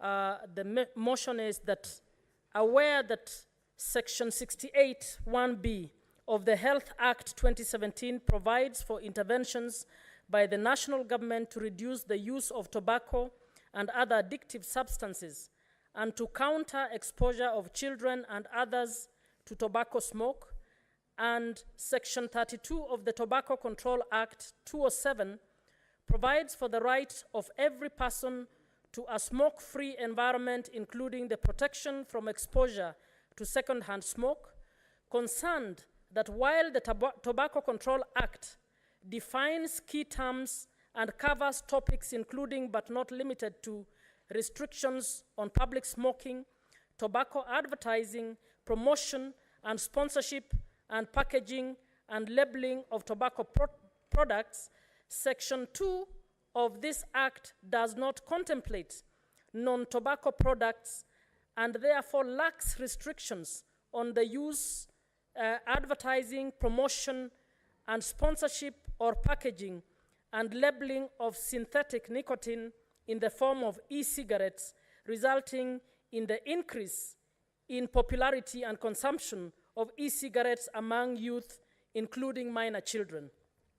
Now, therefore, the Senate resolves that the Ministry of Health should urgently convene an all-inclusive stakeholder forum to, 1, develop a national policy regulating e-cigarettes and all related elements, including vape pens, e-liquids, flavors, and their marketing and advertising in mainstream media as well as social media, and 2, to establish rules to govern the products, sale, advertising, and consumption of synthetic nicotine and control the illicit trade of counterfeit products relating to this trade. Thank you, Mr. Speaker. Next order. Order number 10, the prompt payment bill, Senate Bills number 8 of 2022, second reading, resumption of debate interrupted on Wednesday, 12th April, 2023. I thought you to call order 8, clerk.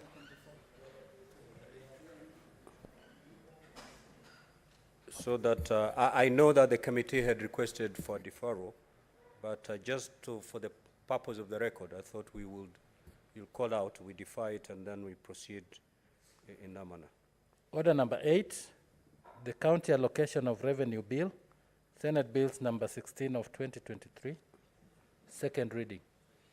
Yeah, the committee had requested for deferral of that bill, and therefore it stands deferred. Proceed to the next order, please.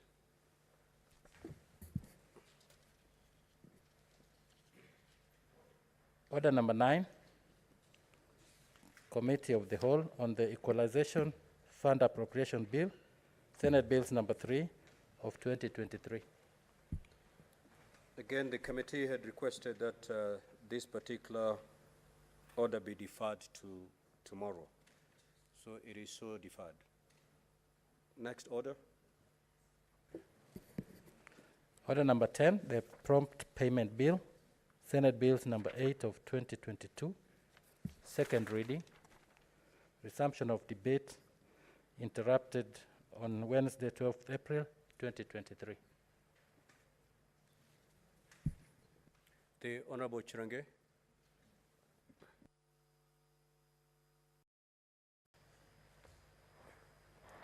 Thank you, Mr. Speaker. I think this is a very straightforward bill from the onset, the prompt payment bill. Mr. Speaker, I've sat for some time. I noticed the change on the seat. Madam Speaker, I've sat for some time at the Public Accounts Committee.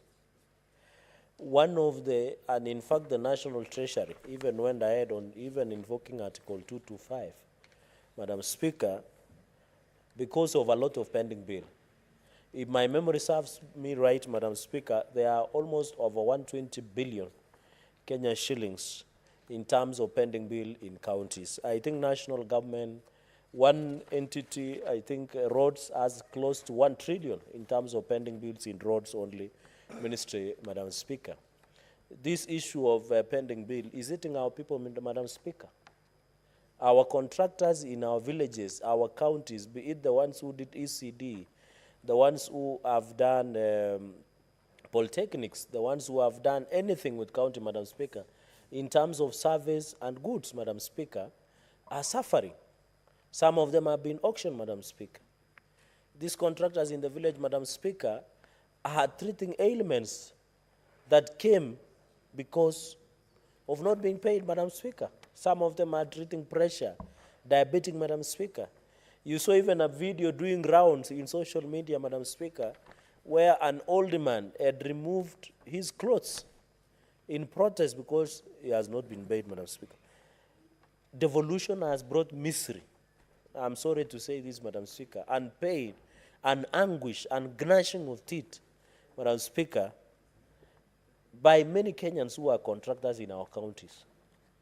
Madam Speaker, for example, in Nandi County, we have close to 1 billion, Madam Speaker, that is on pending bill alone. 1 billion, Madam Speaker, all contractors in Nandi are suffering. And having sat in the Public Accounts Committee,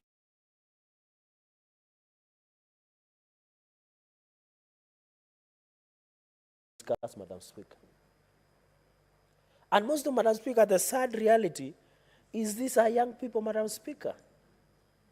These are people who took an LSO, an LPO to get financing from a bank, from credit society, Madam Speaker, to finance some of these projects, Madam Speaker. And they are young people, they are women, they are people living with disability, Madam Speaker. Madam Speaker, can you believe there are people who are still being owed by counties from the onset of devolution in 2013, 2014? Madam Speaker, the National Treasury at some point tried to do special audit on pending bills and even went ahead and threatened counties that if they don't pay the pending bills, they will invoke Article 225 in terms of suspension of funds, Madam Speaker. It is sad. This prompt payment bill, Madam Speaker, because I was building the background, I want to thank Senator Omar, one of my members of public accounts and also a renowned accountant, well-established finance expert, for coming in with this bill as timely. This prompt payment bill. And I think this, and I want to encourage Senator Omar, Madam Speaker, this is one of the things that you will leave an indelible mark in the legislative process and in the history of Parliament of the Republic of Kenya among the Commonwealth countries, Madam Speaker. Madam Speaker, the issue where one issue, there is no written contract for the 90 days, I think that is realistic, Madam Speaker, where the payment, when you supply your things, maybe a company is pre-qualified. Let's assume during COVID era, you supply pharmaceuticals, and there is no written contract. This law has provided that within 90 days, there must be payment upon, of course, the process of completion of works. If it is supply, of course, invoice, among other things, Madam Speaker.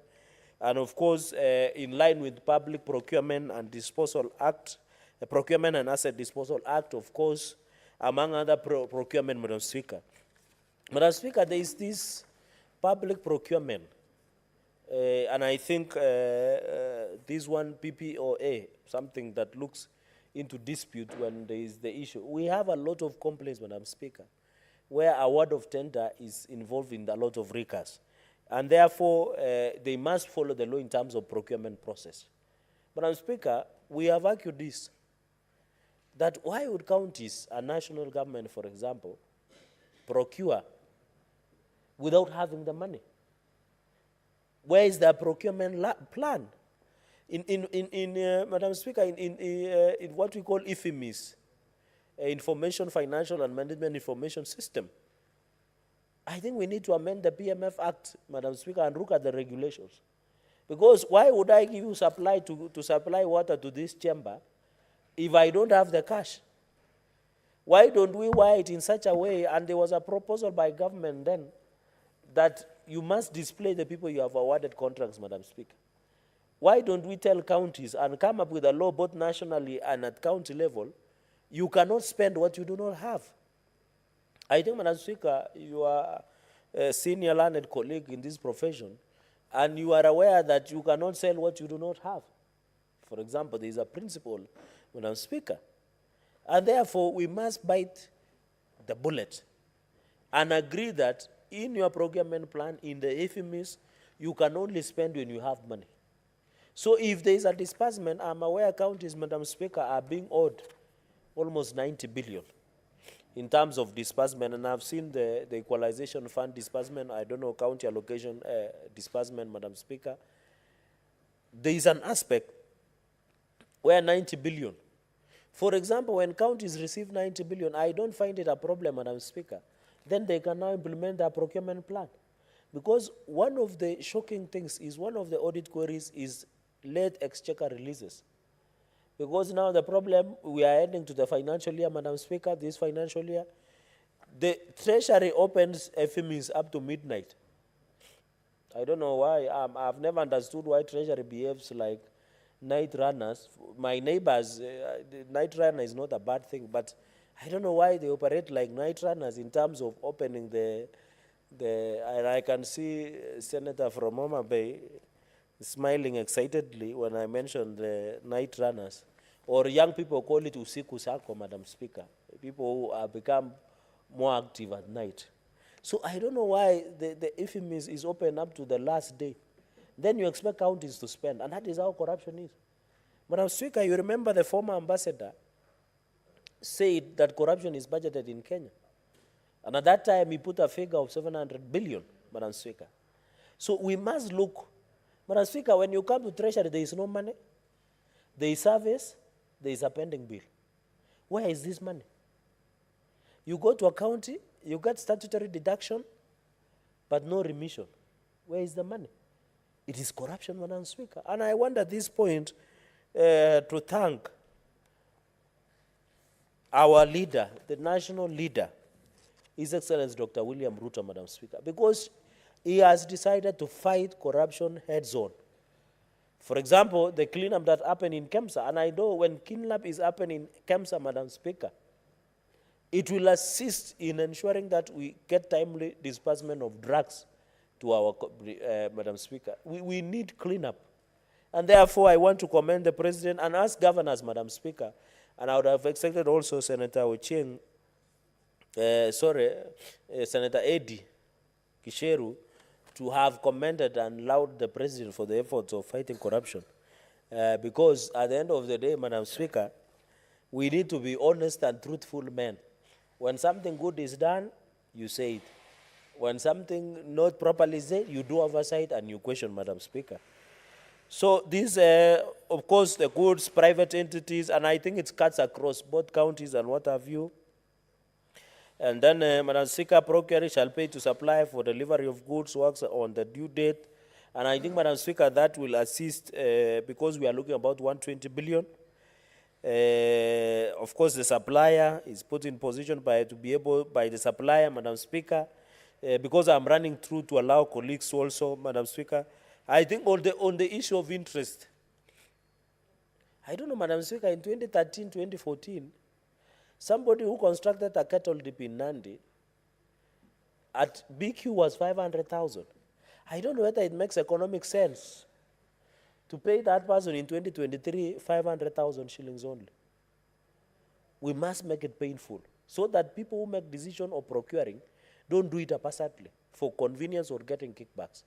We must put interest rate. Madam Speaker, and the Chair of Education, when you just walked in, Madam Speaker, and then we were having about the petition of teachers. I want to inform the House that those teachers have been paid. I think the process of paying them around, I think 16 billion. I think around 2,500 teachers that had moved to Nakuru High Court in 2008, they have been paid. But does it make sense to pay that teacher of 27,000 shillings now? So the issue of interest and fairness in terms, Madam Speaker, of ensuring that we lamp on the interest. And therefore, I want to laud Senator Omar. He has talked about the interest, all contractual and legal obligations. So if, Madam Speaker, I am supposed to be paid in Siaya County, I'm not saying I should be paid for any service in Siaya County where my brother, the youthful Senator Oburu Odinga, for example, I'm being owed by my former colleague and my good friend, Senator Orengo. And the law says so long as legal contractual obligations have been made. So if, Madam Speaker, I was to be paid by first and you end up paying me at 50, we should charge an interest so that governors take these things seriously, Madam Speaker. Finally, Madam Speaker, in conclusion, look at the, of course, which is a clause 9, a person wishes to enter into a contract for supply of goods or with national account shall make to the accounting on pending or to them to a small or micro enterprise. And this is where bottom up. You know, we say during campaign, Madam Speaker, we start down, going up. And that is the intention. And that is why when you see Asla Fund, Madam Speaker, we are trying to tailor-make. Madam Speaker, I heard my colleague saying this. In conclusion, because I just wanted to give a snap, these are straightforward. People are saying we are introducing new taxes in the finance bill. We want to Asla's. Madam Speaker, we must get those taxes. To get those taxes, because I highly doubt if there is somebody who wants 500,000 who is a hustler. If we are requesting only 3%, or even a turnover we have introduced to improve the capital base, Madam Speaker, of 3%, that's 15,000 Kenya shillings. Madam Speaker, what I am saying, we need money to go and give service to that person in the village, Mamamboga and Boda. I've had people saying here, with all due respect to my senior counsel, saying the people in Nandi, I can confirm to this house, the people in Nandi are supporting the finance bill as is. Because what? We want resources, the taxes. You know, I have attended functions when I'm saying, and I don't know whether our colleagues get similar, even yourself. Mwananchi will stand and say, Senator, we need a road. We need an hospital. We need drugs. We need water. But where is the money that will do that job? The rules of taxation. So we need, Madam Speaker, to be honest with ourselves and have an honest conversation that for country to move forward, one is pay tax, but ensure that tax works for the people. The president has said as much, that even if he's given 1 shilling, he should protect that 1 shilling to ensure it gives value for your money. And I'm in the same page, Madam Speaker. Number 2, Madam Speaker, I said here, and I receive a lot of point of orders. There was 62 billion in terms of, Madam Speaker, as we talk today. Can I shock you? Almost 1 trillion was given through tax exemptions, tax abandonments, tax evasions. By the previous government, I don't want to say who, because if I say it will run me into problems. If that 1 trillion on tax evasion, tax exemptions was not given, for example, Madam Speaker, a leading bank, and I don't want to say my relationship with that bank, was given a tax exemption of 300 million. So what we should be doing, we should be ensuring we don't give anybody, even a tax exemption. We ensure we collect tax, because President Kibaki, and I don't know whether Senator Eddie Kisher, who is my good friend, I had been born then. When President Kibaki took over in 2002, Madam Speaker, the tax was less than 300 billion.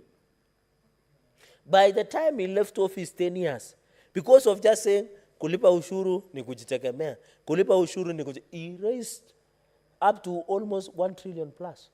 Because of only sealing tax loopholes, tax exemptions, Madam Speaker, not allowing fake things like illegal importation of sugar. You have seen the president and the government has cracked the whip, and people are now in court in the issue of caps, Madam Speaker. I was talking to a friend and he was telling me, he took the sugar, and when he tried to cook the tea, turned into black, and it was supposed to be the normal tea. Madam Speaker, that is how we ensure accountability. For example, somebody somewhere failed. Madam Speaker, even the issue of edible oils.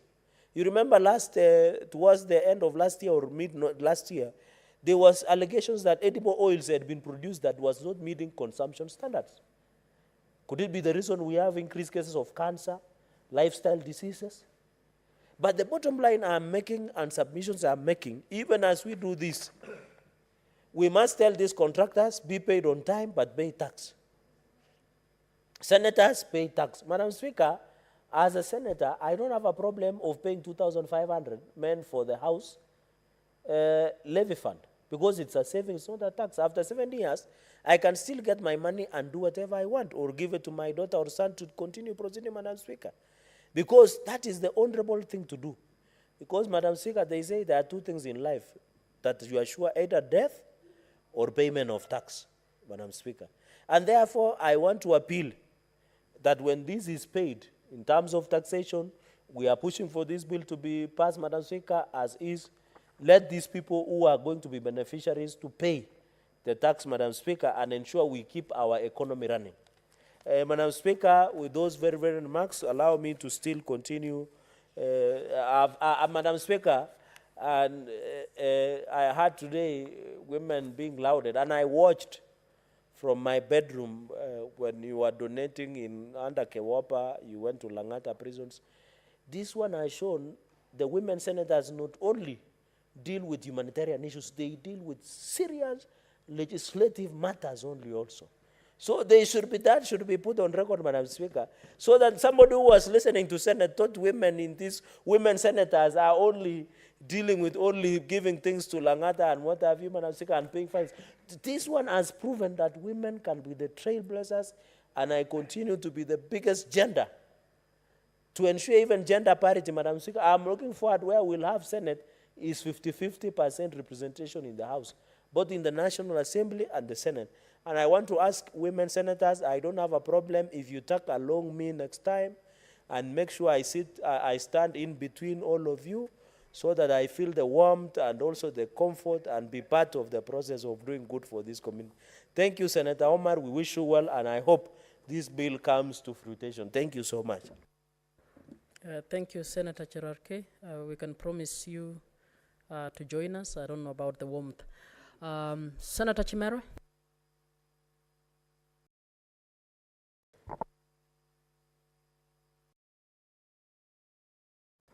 Thank you, Madam Speaker, for this opportunity to contribute on this very fundamental bill. From the onset, allow me to first of all congratulate and commend Senator Mariam Sheikh Omar for such a wonderful piece of legislation. Also, allow me to pass my sincere apologies for missing out on your visit to Langata Women's Prison. But I'm sure, as my colleague Senator Cherarke has put forth, that was a very fantastic and amazing job. Keep it up to the women colleagues in this house.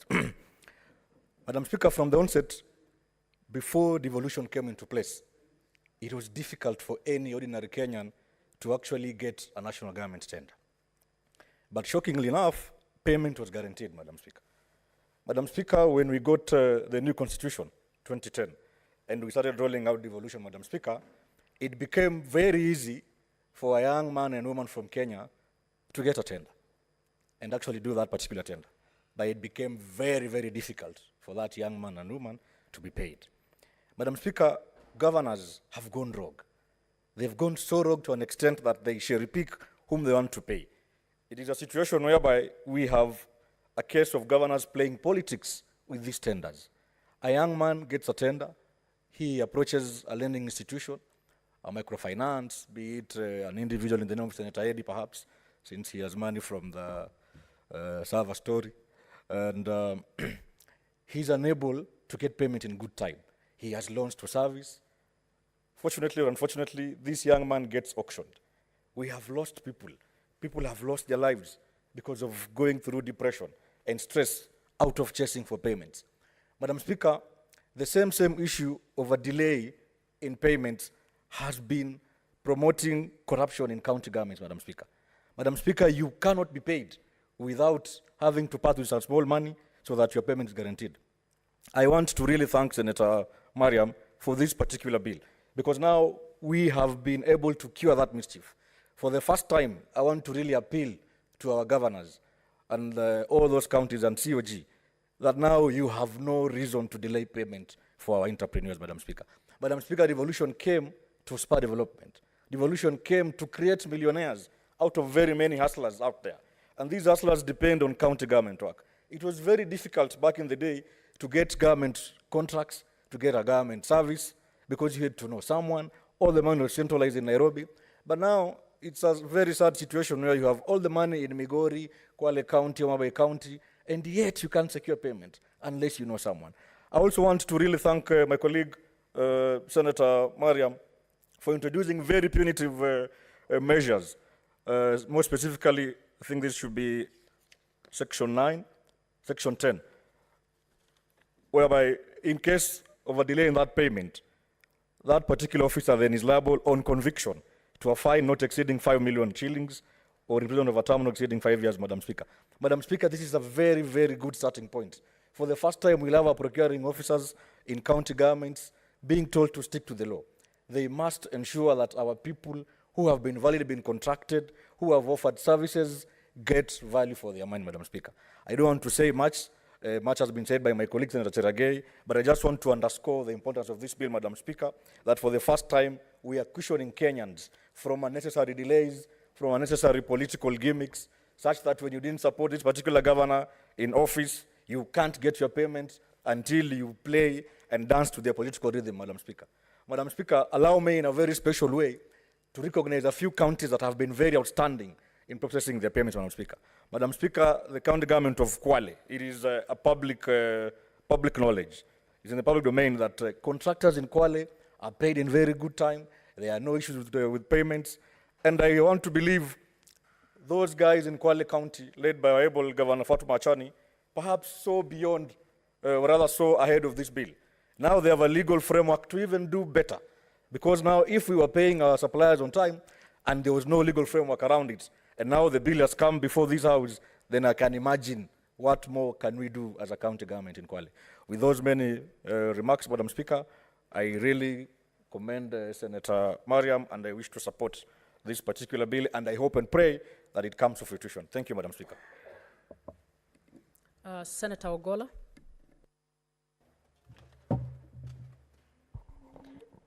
Madam Speaker, I want to congratulate Senator for this prompt payment bill. Madam Speaker, it is important that when people offer services, it is only important and ethical that they get their payment, and especially on time. Madam Speaker, if you look at the LPOs that are given to contractors and suppliers, Honorable Speaker, it is important to note that behind there are notes that state that works is only given when there are monies that the payments are available, of course, provided by the budgets in our government. But Honorable Speaker, Madam Speaker, sometimes it's unfortunate, like the speakers before me have stated, that whereas our counties were supposed to be development centers for everybody, it was supposed to give equitable growth to all. Growth to the youths, growth to the women by doing business in our counties as provided in the law. For example, Madam Speaker, it is very clear that 30% of works and supplies are supposed to be given to the youths and women to empower them so that we have an empowered society, a society that looks at their youths and a society that looks at the women. And Honorable Speaker, at the onset, all these cadres of groups were very excited that once we had a society that was thinking about everybody. But Honorable Speaker, once these works are done, we do not see the reasons why payments cannot be made in time. And Honorable Speakers, the other speakers have said, most of our people in their growth levels, they get resources from the lending companies, from the banks, and banks expect payment. Honorable Speaker, it is an unfortunate situation that back at our counties, we've seen personalities that were thriving, getting down sick, depressed, just because of the stress that have been caused by the lending companies that wants money from them. And yet, these are people who have worked for the governments. Honorable Speaker, as this prompt payment bill takes effect, it is also important that payments are done for works and supplies that are done. Honorable Speaker, I say this because there has been ghost works that have been paid in our counties. And why do I say this, Madam Speaker? We have what is called procurement by IFMIS and payments that are done. You find a situation where works have been done, the same works have been used and getting funds from the controller of budget. But Honorable Speaker, in some instances, when these monies have been released, the same is not paid out to our people. And that is why I am saying, Madam Speaker, that payments also must be done for works that are done and for supplies that have been given. Honorable Speaker, I have a very pathetic case in Homa Bay County where I come from, where transformers were procured for the county. But Honorable Speaker, you have transformers that were taken to different locations, and these transformers are not active, Honorable Speaker. We have transformers that were procured. Whoever was given this work was paid for this work, but the people of this county are not benefiting from these transformers. And that is why I say, Madam Speaker, that these payments must also be done to works and supplies that have been actually carried out. Madam Speaker, I support this bill. Every Kenyan who does some work, every Kenyan who invests must get their payment back. Honorable Speaker, because it is an investment. And Honorable Speaker, a number of these are the businesses that take care of our people. They make supplies, they do these works because it is a business and because they use the proceeds also to take care of their families. And that is why we say it is unfair that our people would give services to governments, would do works to government, and then soon after, when they have done this work, payments are not done. And Honorable Speaker, we take note of the fact that these payments are done in a way that there are certificates that are raised. And once those certificates are raised, it is important that those certificates are honored according to the agreements that are made. So, Honorable Speaker, I support the prompt payment bill, and I hope once it is enacted, it will improve the lives of our people, it will improve the lives of our people in business, it will improve the lives of our people who have given services and who have done works to the government, both in the county governments and even in the national government. I support, Honorable Speaker. Senator Abbas.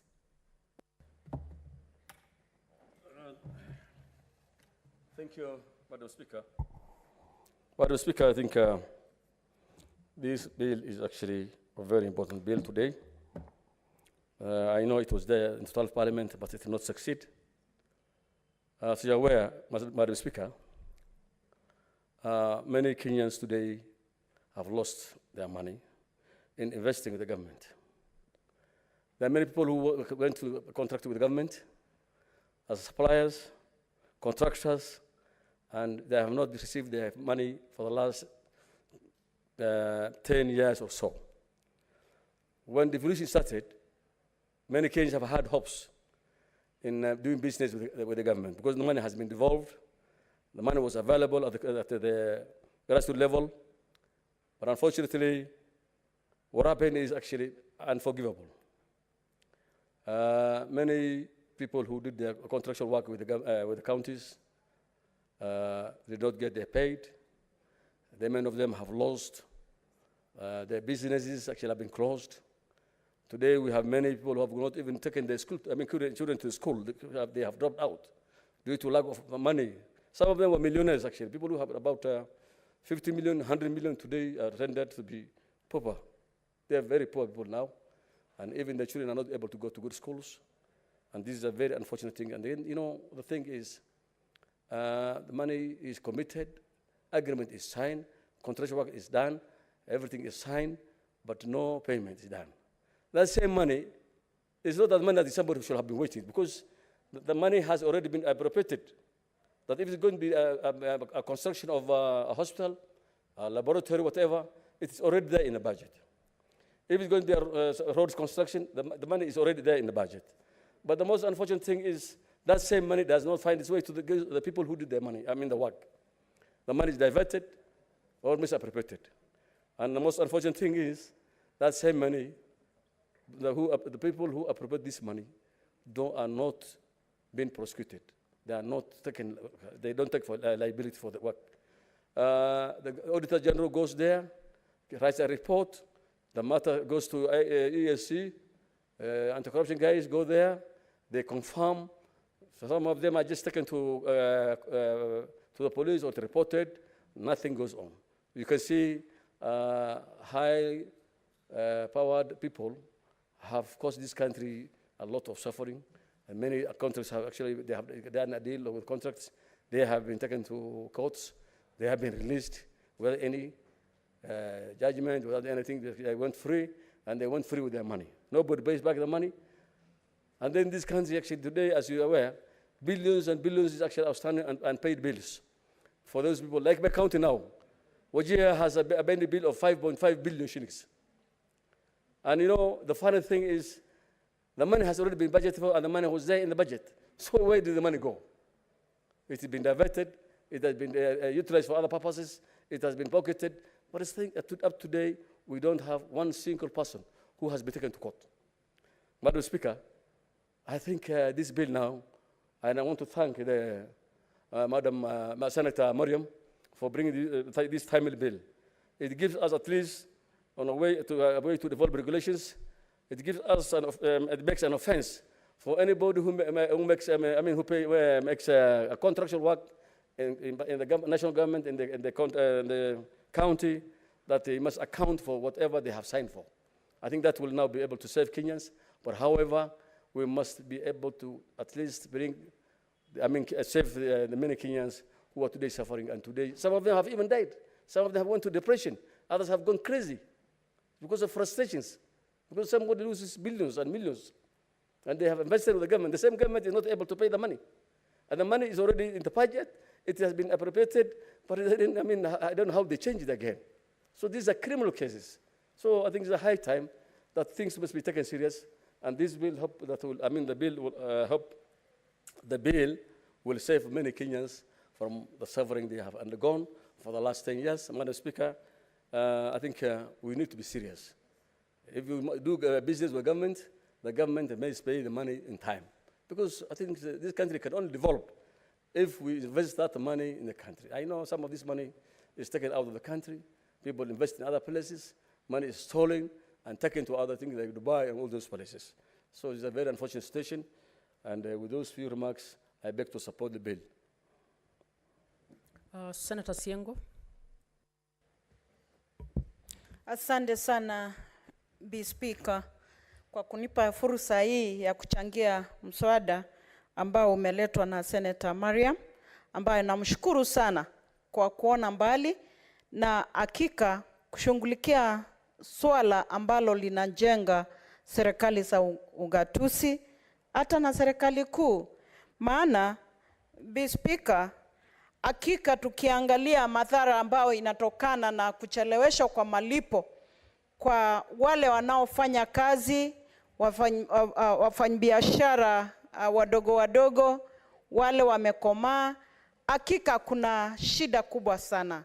Ningeomba kama hii mswada itakuwa sheria, itakuwa muhimu sana kuhakikisha kwamba watu wanaofanya kazi wanalipwa kwa wakati unaofaa na wakati unaostahili. Wengi kama vile wenzangu wamesema, ni kweli kwamba wanaomba fedha kutokana kwa mabenki, wengine kwa mashirika tofauti tofauti, na wanaposhelewesha malipo, hao wafanyabiashara huhangaika. Tunajua kwamba kama ni malipo ifanyike kwa kila mfanyabiashara ama mfanyikazi ambao ametoa huduma kwa serikali kuu ama kwa serikali ungatuzi. Hakika kama ni malipo, basi isikuwe kile tunasema kama kile kitabu kinaitwa shamba la wanyama, ambao kuna wale wanalipwa na kuna wale wanawekwa wakae wangojee miaka nenda miaka rudi, mpaka wengine wanahangaika na kufa kwa ajili ya shida zinazotokana na kukosa fedha. Hakika niseme, nikitoa mfano ya kaunti ya mahali ninatoka, ninajua ndoa iliyofunjika kwa sababu mama ndiye alisema atafanya biashara ndiposa amboreshe maisha yao. Akaomba pesa kwa kikundi ambacho ukopesha pesa, akaenda akafanya biashara.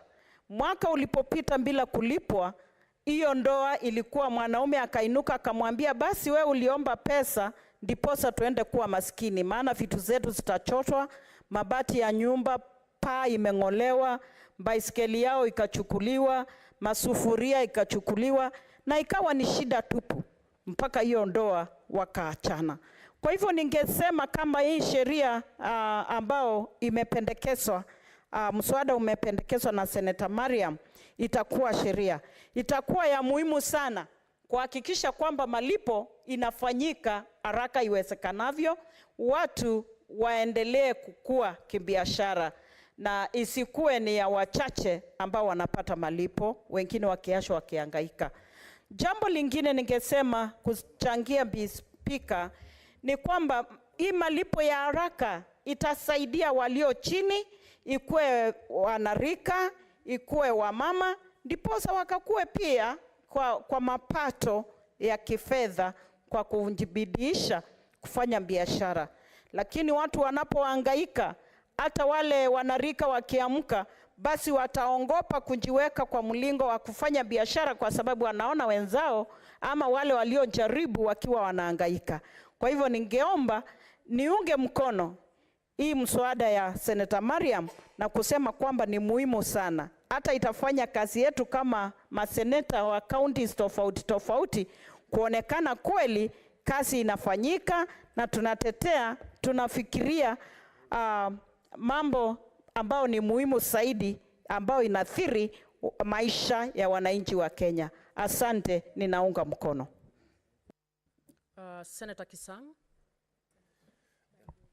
Thank you, Madam Speaker. Madam Speaker, I want to say from the word go that I support the bill and thank Senator Miriam for coming up with this bill. In the last parliament, Madam Speaker, the bill was there, it went almost all the stages and eventually it lapsed. I'm happy that she has brought it back because, Madam Speaker, there are many of our people, especially the small and medium businessmen who have done businesses both at the county level and national government, and they were not paid. Some are distressed, some have died, as one of the senators has said, some are even depressed, and some have divorced, the way our colleague has said, because before you an invoice, it means basically the entity would have advertised for a vacancy to supply or to do some work or to render some services.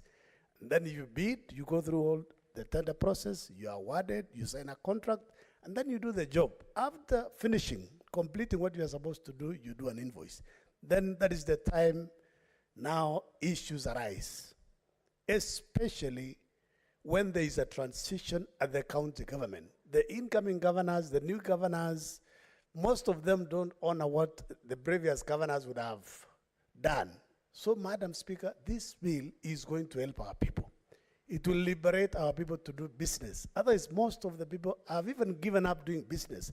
I know of several people, especially in my county, who there's an old man who was selling petroleum products. He went into depression. And this is just one case. There are many cases. People have been sold. Banks have auctioned properties because you go to a bank because we don't have money. People don't have money. Business community don't have money to do business. You go to the bank and ask for a facility. And then shortly, the property that you put under charge is sold because the entity, the county government or the corporation or the national government department that gave you work have not honored the part of the bargain to pay. It's unfortunate, Madam Speaker. That is why this bill is timely. I'm happy especially what has been put as a fine of 1 million. For the person responsible, there are those who sit on the invoices.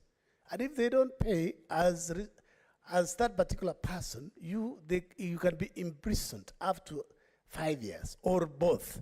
Madam Speaker, this is very serious because we cannot continue exposing our people because these are people who are hardworking. They want to earn. They want to take their children to school. They want to put food on the table.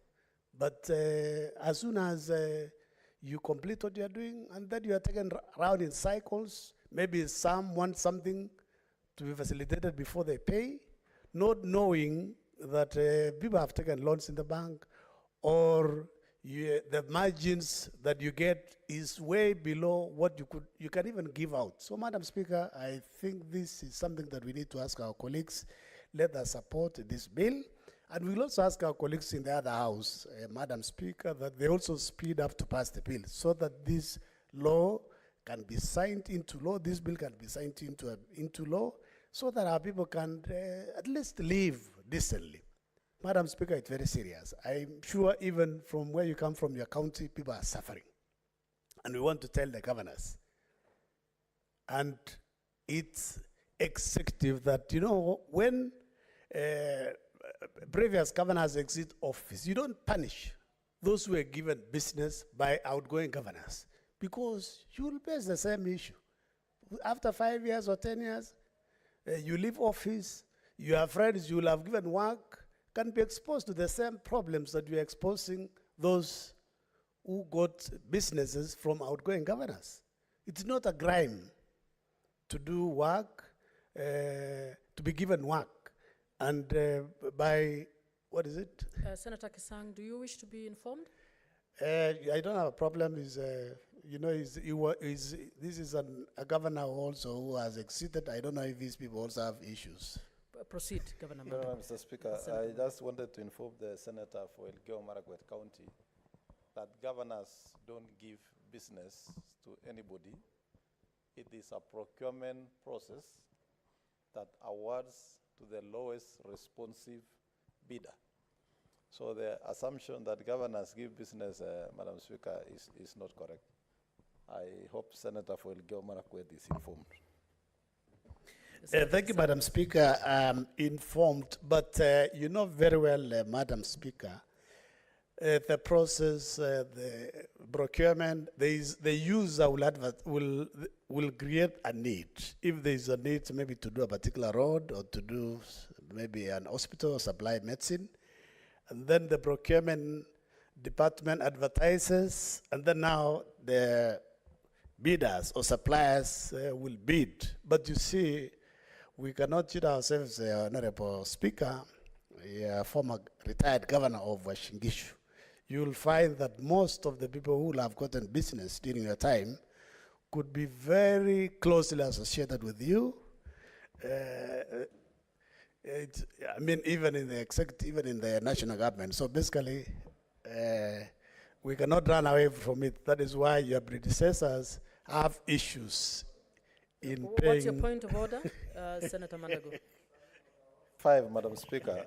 I don't know whether the senator for Elgeyo Marakwet can prove that those who got business in Uasin Gishu County are close to me, Madam Speaker. Madam Speaker, business is go through a proper procurement process.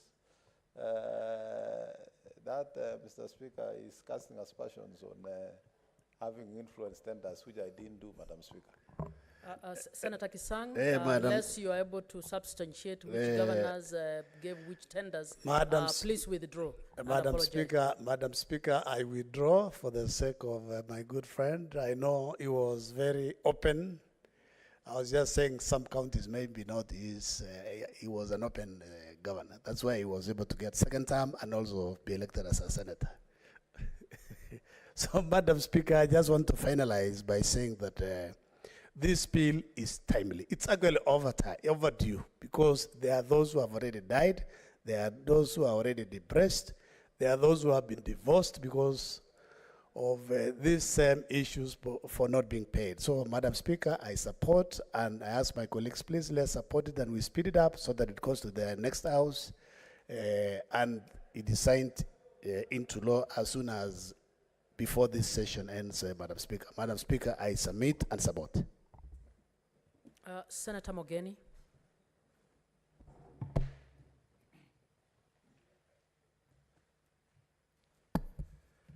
Yes, Madam Speaker, I first want to register my appreciation and congratulations to Senator Mariam Sheikh Omar for coming up with this bill, which, if enacted, will bring smiles to so many contractors who, Madam Speaker, have been subjected to untold suffering in the hands of our county governments and the national government. Mr. Speaker, listening to the figures that we owe suppliers, we wonder whether our country can be attractive to any serious business person, Mr. Speaker.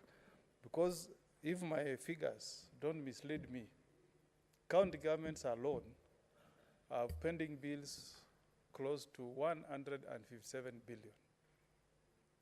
Madam Speaker, who can be attracted to do business with such an entity, owing 157 billion, Madam Speaker, to people who have either supplied items to you, or they have supplied services through professionals, or they have participated in developing account by engaging in a project, either building of an ECD classroom or making up a road, and you don't pay them. It is extremely shameful, Madam Speaker, that we as a country can be such an insensitive entity. It is really a shame, Madam Speaker, and this is not the way you treat investors or entrepreneurs.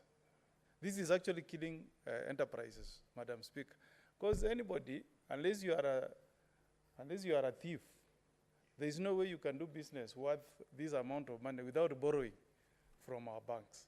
And you know, Madam Speaker, this animal called a bank has no mercy.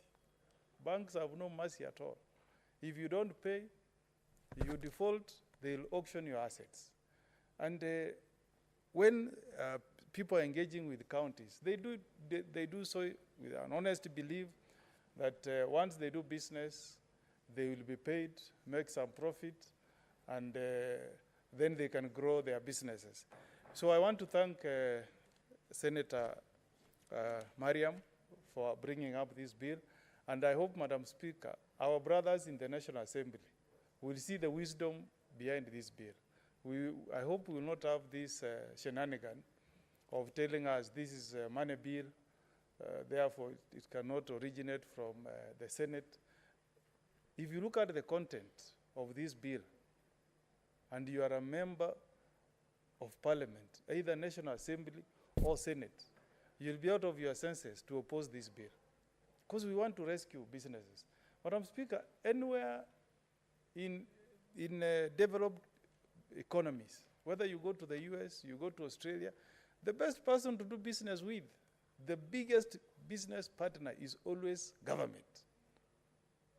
But now, if you have a government that does not recognize that we need to grow businesses, then we are killing this economy, Madam Speaker. How are we going to create employment opportunities if we cannot allow businesses to grow? Madam Speaker, if you have visited countries like China, the businesses that you will see trading with Africa are actually small enterprises. But because they are able to do business with an economy that is disciplined, where your word is your bond. If you supply goods or you do a service, you will be paid promptly. And that way the business is able to grow. But Madam Speaker, we are going to have a serious problem with employment unless we recognize as a country that the best way to deal with this problem of unemployment is by encouraging enterprises to grow. You know, if you give somebody business today, you pay them promptly. Tomorrow they will employ somebody to be a messenger. They will buy a vehicle, employ somebody to be a driver. They will grow and even start recruiting professionals, even engineers. And that way, we'll be able to deal with unemployment. We all think that UDA administration or any other government in office will wake up and create employment. Never. It cannot happen.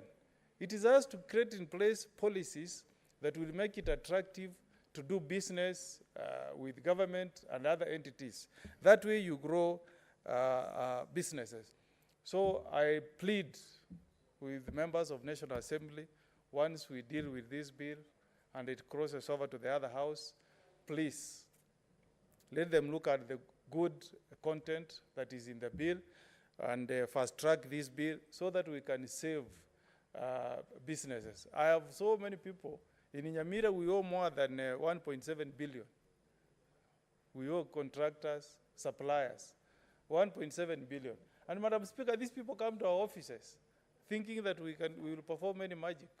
Yet, it's a problem that is beyond most of us. So once we enact this bill and there's a timeline within which to pay contractors, and if you don't pay, you are penalized through interest, we'll address this issue. And Senator Mandago, I'm sure Senator Chesang is not saying that governors directly award contract. We know the sweet language that is there in procurement laws. But there is what we call influence peddling by our governors. Not specifically you, but there are some governors who are good in peddling influence. They are the ones who determine who gets what contract. They determine their supporters, their friends, their associates, and those are the only people who are paid. The ones who are not associated with some governors are never paid. And then we have the problem of transition.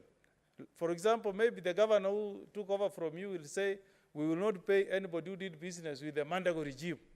That's a big problem. And let's be candid and call out governors on this matter. Let them appreciate that governments have succession. You leave office, people who are there and they did business, you pay them. That's how you create faith in regimes, successive regimes. So also, let's have transparency, let us have accountability, let us have fairness on the way we award contracts and how we pay people who have done business for us. Madam Speaker, you know we have built a beautiful house called Bunge Towers. I've worked so hard as your representative in the Judicial Service, in the Parliamentary Service Commission, and set aside 51 offices for senators to move to those beautiful offices. But, Madam Speaker, we are not able to move because we are also in the thick of things. We are one of those culprits, people who owe suppliers, contractors. Can you imagine? So we are losing money, allowing senators, members of National Assembly, to rent offices simply because we are not able to pay our suppliers on time. The contractors who are supposed to supply us with furniture are yet to be paid. So we can't allow senators and members of National Assembly to move to that beautiful building because we don't have furniture, Madam Speaker. And that building has been a project that has been there since 2013. but we are not able to complete it on time because we never pay our contractors on time, Madam Speaker. So this bill will address issues like what we are seeing in Bunge Towers. Because it's a shame, Madam Speaker. We promise and say members of Parliament, both houses, will occupy their offices by March. It's now past. March comes, you go to government, you are told there is no money. Suppliers are not paid. You again leave it there, it's pending. Yeah. So I really support this bill, Madam Speaker, and hope that going forward, even before this bill is enacted, we can have discipline in our counties where we appreciate those who have done business with us. Let us have a system where first in, first payment, not the idea of the last in, first paid. That's corruption in it. And I also want to appeal to the Ethics and Anti-Corruption Commission. They are sleeping on the job. ESCC is sleeping on the job. I hope the new chair, the respected Bishop Oginde, will do things differently. Because, Madam Speaker, we need to fix the corruption cartels in our counties. There are many people, Mr. Speaker, who get contracts, Madam Speaker, who get contracts in our counties.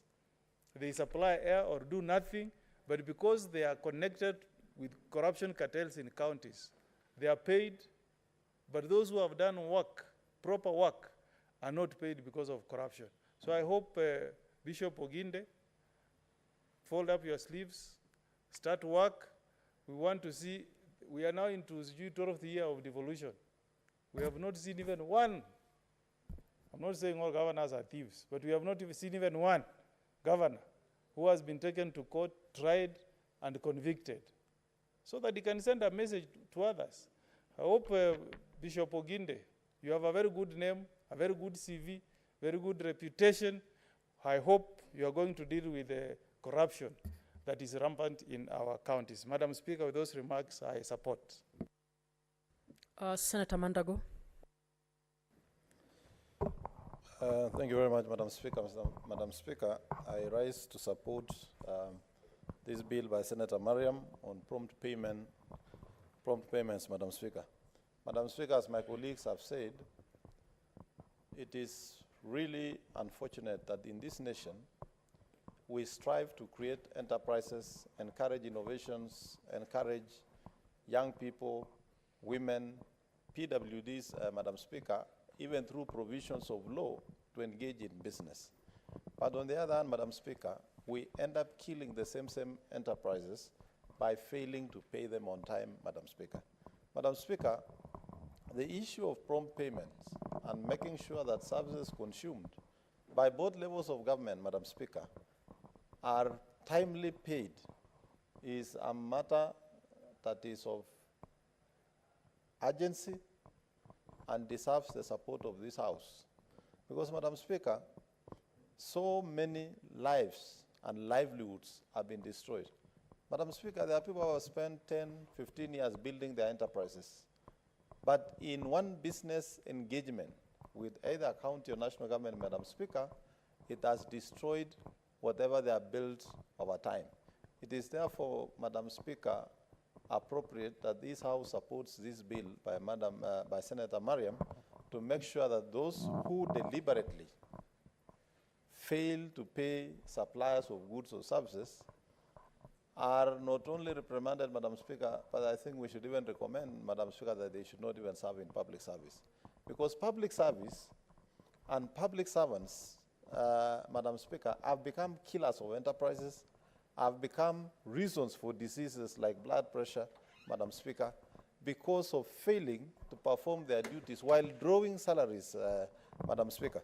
Madam Speaker, I therefore support this bill by Senator Mariam that prompt payments that are due to suppliers is not a request, but is a must that counties and national government to honor their obligation.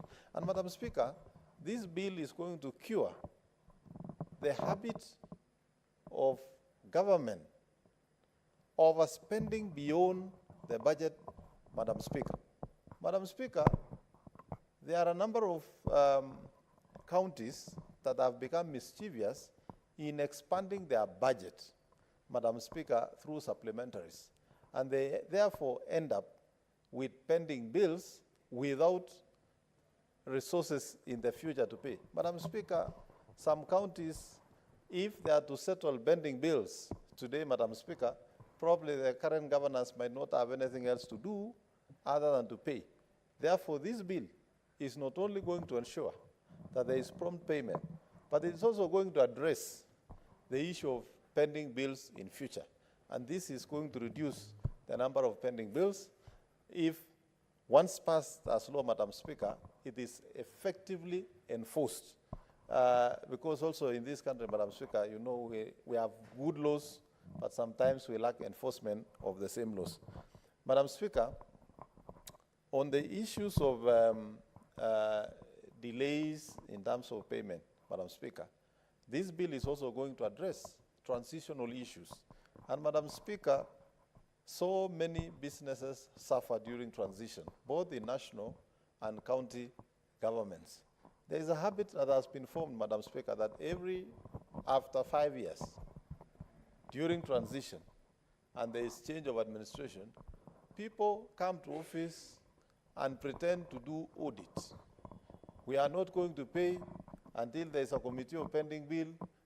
Those committees, Madam Speaker, are not committees to assess whether the payment is due or not. Those are avenues of corruption, of people going to ask the suppliers, the contractors, for money so that they are paid.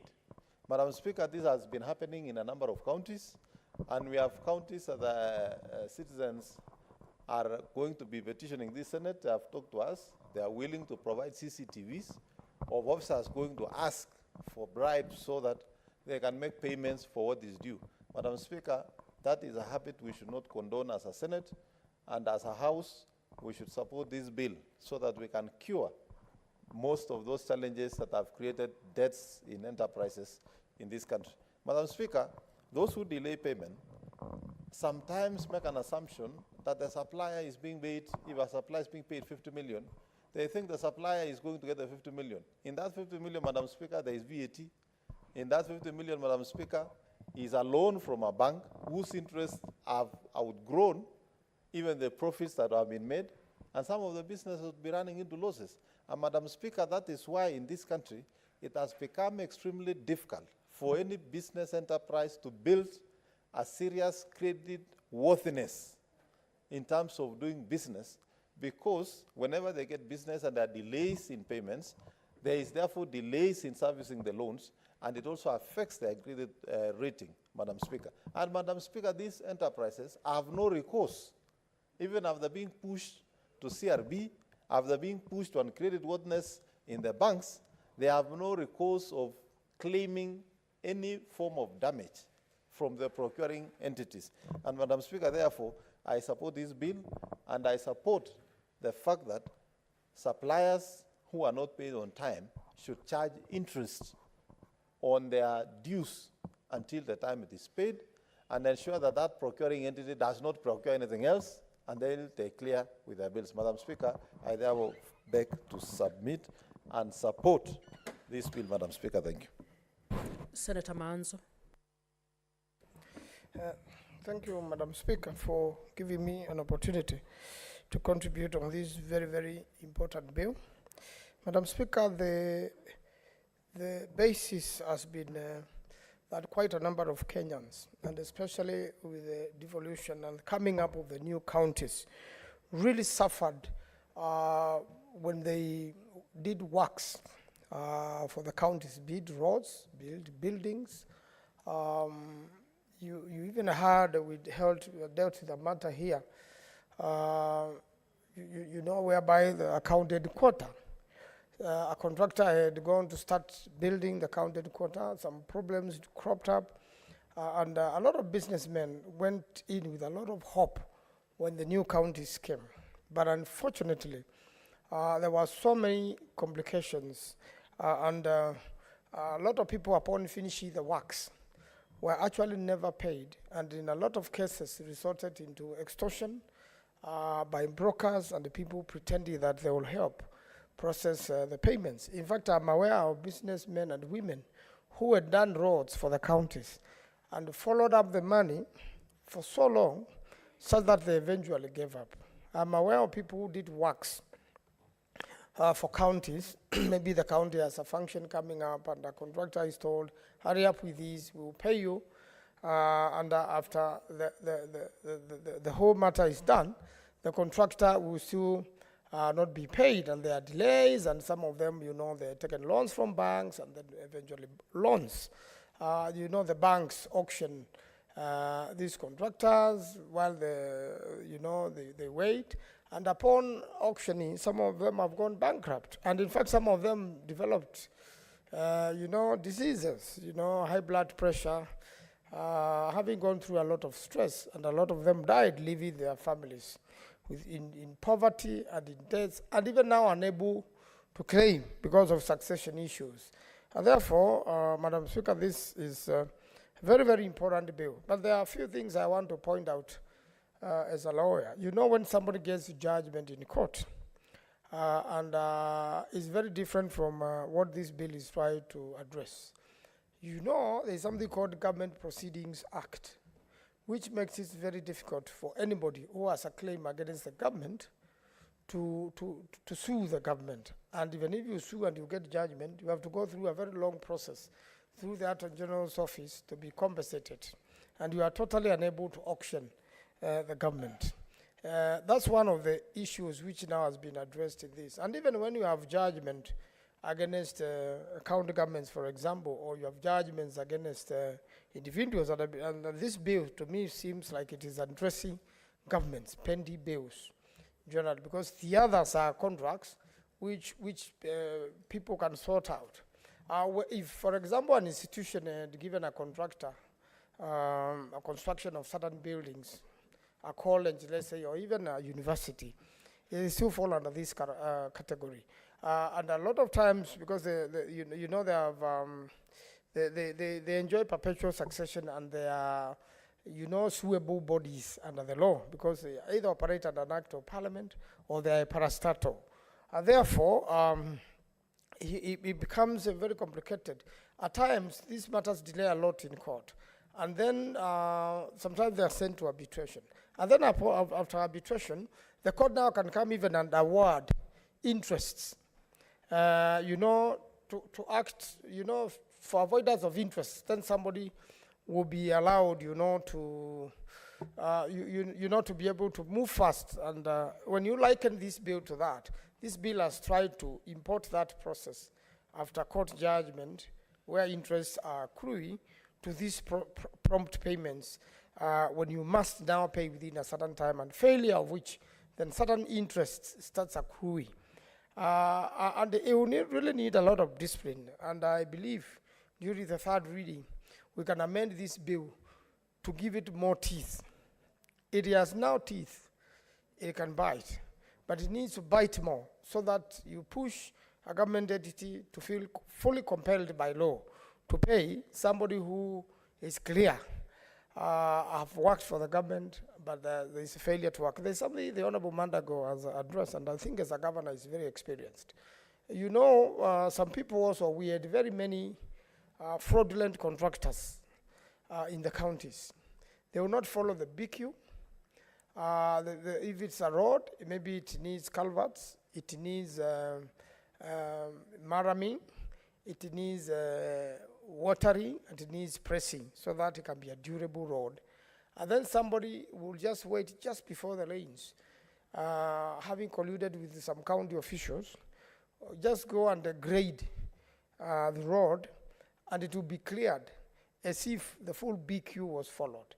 So in situations like that, you need institutions to come in. You need experts. You need, the ESCC to come in handy. Such a payment, then you'll have a justification to delay if there's an investigation going on, or if there's a criminal matter which has arisen out of it. And therefore, some of the governors then, if there's transition, will come and say, sorry, we can't pay this for ABCD reason. And if we are to pay, this is the real value which was covered. And then, it becomes very complicated for such a contractor to be paid. So at third reading, we need to address fraudulent contractors or situations whereby the BQ has not been followed. In the case of a construction of a building, then it means you may not even follow the building code. And there is also, you know, laws come together to strengthen one affair. Now we have a building code which has been in existence for many years in many countries. Ours is just coming in as a regulation. And all those have to be followed so that by the time the government is making a payment, then it is making a payment for real. So once we avoid that fraudulent bit, then a contractor who has faithfully and followed the BQ and has worked for a county government or the national government surely must not be frustrated by the government. We have a very sad case in Tuake Dam now, whereby there are about 5 subcontractors. And these 5 subcontractors have not, even employees have not been paid for 3 months. So the subcontractors stopped doing the subcontracts in Tuake Dam because we did a bill here of you know, a budget for 2023, which was amended.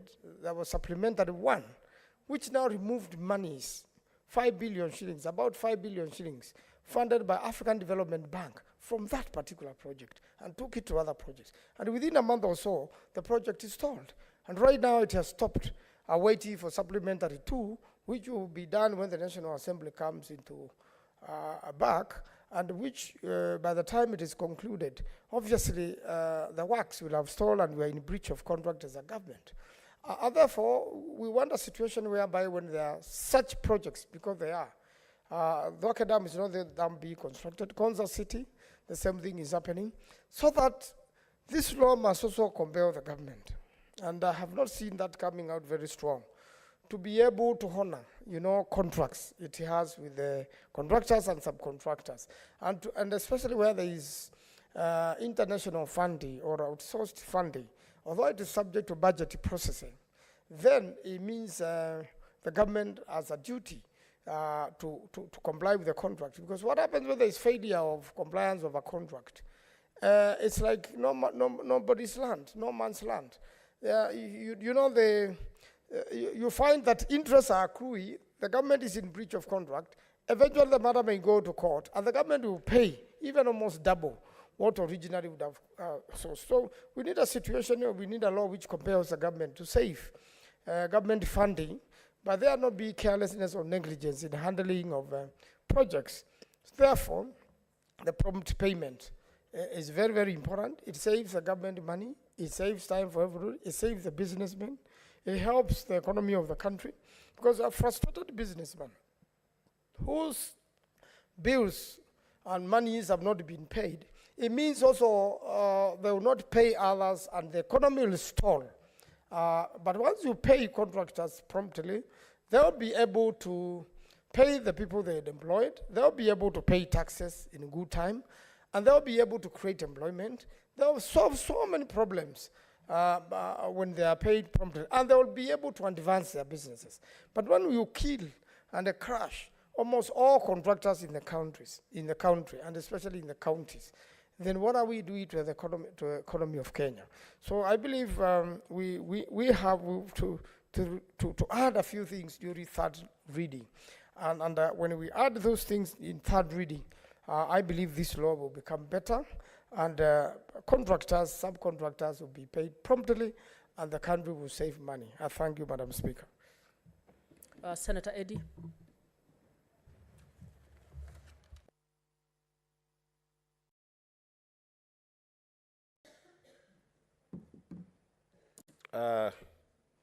I thank you, Madam Speaker. I do want to, first of all, note that this bill does actually not only propose on how we can have an effective legal tool to promote businesses and cure late payments in county government, but also in national government. And that means that with regards to goods, services, and works that are procured in both levels of government, there is a need to cure this issue of late payment. And I think that to that end, it is a very well-meaning bill. But sometimes these well-meaning bills can also come with some challenges that I think that in the case of this particular bill does indeed outweigh the benefit that we might have. And I say so because, number one, reason why it will be difficult for me to support this bill is because when we look at the issues like payment in counties, and we have seen this time without number, availability of funds is a very major component of how payments are done to contractors, to people who are offering services. And Madam Speaker, this availability of funds is a function of the exchequer, which goes with revenue collections.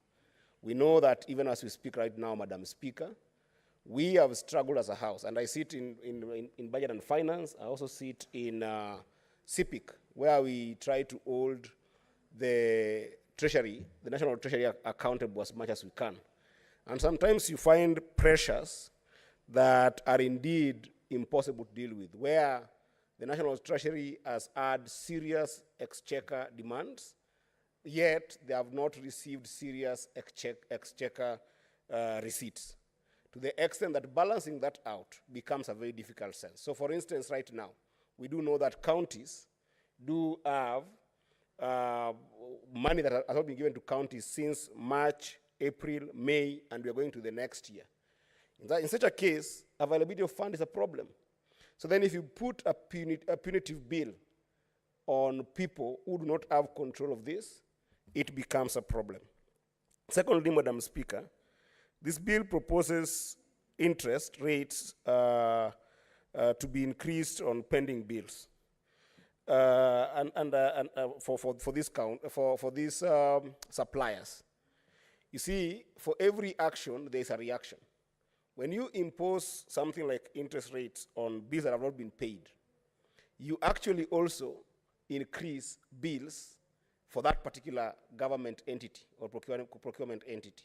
So for instance, if a particular entity owes a particular service provider X, and then you impose that interest rate on them for that late payment, which sometimes is out of their control for reasons that I've explained, like availability of funds, then it means that that particular interest becomes another pending bill.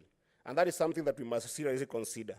And the moment you've also brought about expansive levels of interest in things like pending payments, the bill ought to have actually thought about how do you fund that interest, one. And number two, the bill should also have thought about how then do you report on that interest? Because when you look at how interests are done, definitely you'll want the same accounting officers that you're trying to keep or hold accountable at the end of every financial year to do a different report on the interest rates. Do they do this report to CBK, or do they do this report to National Treasury? This makes it problematic. And further, if you are to be more adventurous in strict financial terms, you will also go and look at, do you want these interests to be compounded, or are they going to be simple interest? And then, Madam Speaker, then things just becomes complicated when you think about expanding that interest issue. So that makes it very difficult for me to support the bill. And Madam Speaker, additionally, if you're going to impose something like interest on payments that counties or even national government is not doing because of other issues like delay of funds, then it goes without saying that you must put an equal equation to the other side, whereby if there is an accelerated payment to a particular service provider, then does it mean that that service provider then has to discount the county or the national entity? That must be considered in the interest of including the kind of interest that are proposed by this bill. Madam Speaker, I also think that proposed penalties under offenses in the clause, I think 7 by the bill to the accounting officers is a little bit exorbitant, Madam Speaker. And this is because of the reason that I said. If the exchequer does not guarantee that there will be availability of funds. Then it goes without saying that any accounting officer also will not have control on the availability of that fund. So then how do you account for that lack of control of a procurement entity where the officer does not have control on that availability? Then you punish them based on timelines and not based on availability of funds. That becomes extremely problematic. And we have seen it even if you look at the County Government Act, whereby both the PFM and the County Government Act in the level of counties does establish what we call the county treasury. And in the county treasury, the head of that treasury is actually supposed to be the CEC Finance.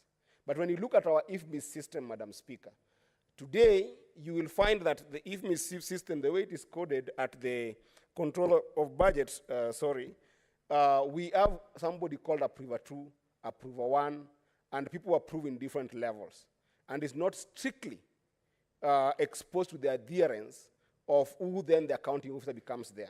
So in a place where you have punished an accounting officer with a bill of 5 million or 5 years jail term, where it was completely out of their control, how then do you account for that kind of officer? Madam Speaker, I also think that it is critical that before, as a Senate, we think about passing this bill, we need to look at the progression between this bill and the Public Procurement and Assets Disposal Act of 2015, which was actually ratified and approved by this Parliament in 2020. Because I find a lot of what has been proposed by this bill as having been taken care of by the PPAD Act of 2015. And I just wanted to help Senator Mariam in looking at some of the classes that have come here. And I think that they're the most substantive classes. I didn't pick all of them, but the most substantive ones.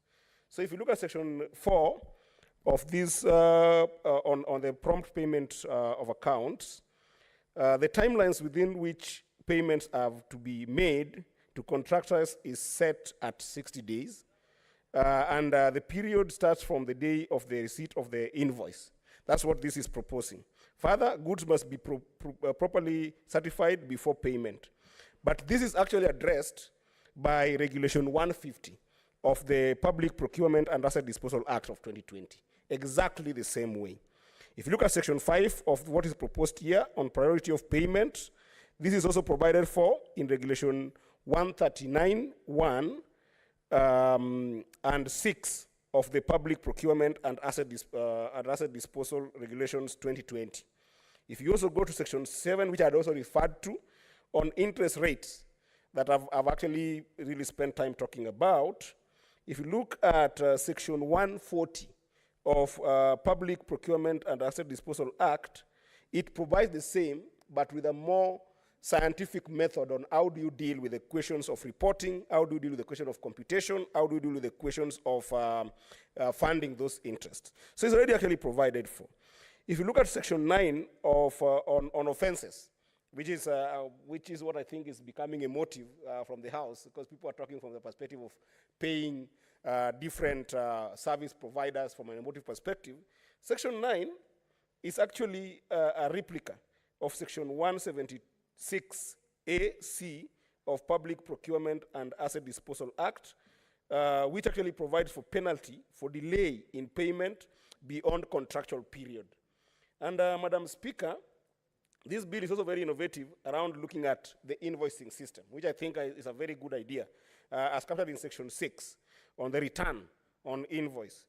But this one could also be well addressed under the contractual agreement between the supplier and the procurement entity under dispute mechanism that's already provided for under Public Procurement Assets and Disposal Act. And Madam Speaker, lastly, my attention was drawn to Section 8 on fair dealing, which I think is a valid issue.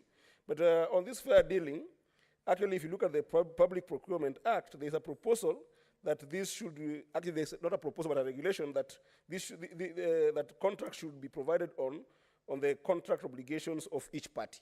so that each party is held accountable. While it is a motive that these different service providers must be paid for their services, it is equally important that you equally hold them accountable.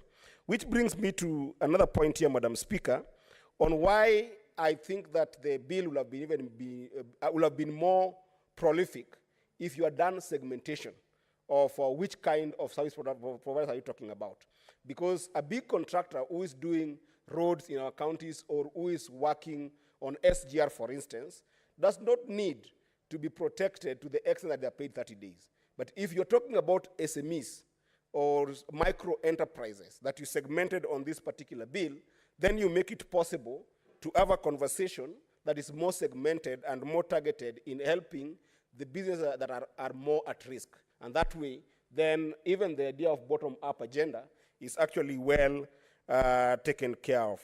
Madam Speaker, I also think that the bill, for it to have been more prolific, and perhaps this could be an amendment that I could propose, is if you had looked at the scope of the bill with regards to where is the bulk of the spending in government.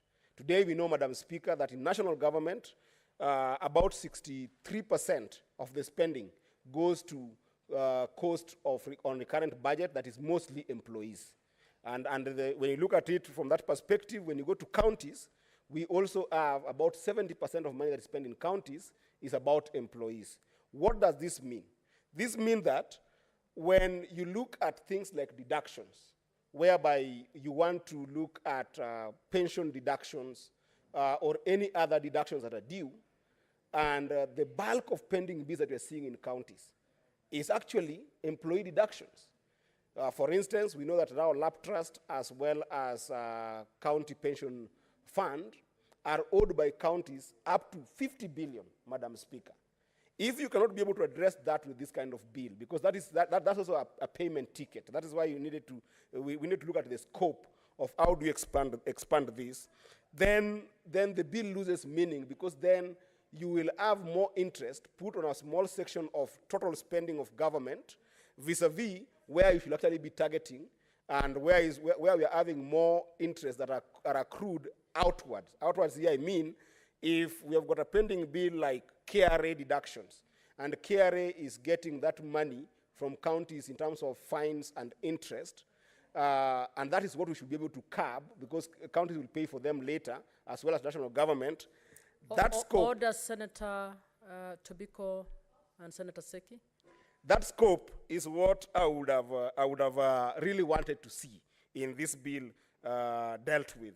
And lastly, Madam Speaker, I think that because it's a bill that looks entirely on general payments, I think that there is a concept of exemption whereby some spending can be spending on operations and contingencies that you do not have control over. So for instance, right now, Madam Speaker, if you look at the crisis in the northern part of Kenya, where there's serious military spending that can sometimes require some immediate military procurement that has to be done, or even the Shakahola monies that I just came from in Kilifi, where you need a serious intervention and a serious spending right there, and sometimes contractual drawings of those natures might take a whole different turn based on emergency basis. How then do you punish accounting officers based on blatant reasoning around timelines and pure delays of funds? So if these are the issues that could have been captured in the bill, I think that it then would have been a more holistic bill. But in the current format, I think that we run the danger of a serious replication of the PPAD Act of 2015, approved in 2020, and therefore, Madam Speaker, I oppose this bill, not out of any utter disrespect for the kind of intellect and work that my sister Senator Mariam has put into this bill, but purely because some of these proposals have got overreaching effect in terms of how effective and how efficient our counties can be in terms of managing this kind of procurement processes. I thank you, Madam Speaker. Senator Nyamu, sorry.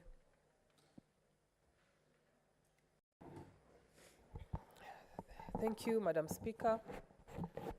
I want to start by congratulating Senator Mariam for taking up this issue that has been a real thorn in the flesh in our country for contractors and entrepreneurs. I cannot say it is timely. I will say it is long overdue. My experience, Madam Speaker, from the county of Nairobi, where we have over 60 billion pending bills spanning from a period of over 10 years, the issue of pending bills is big business in Nairobi. It has been a thriving field for cartels in Nairobi, where they peddle influence. And if you know the governor, then your payment is given priority.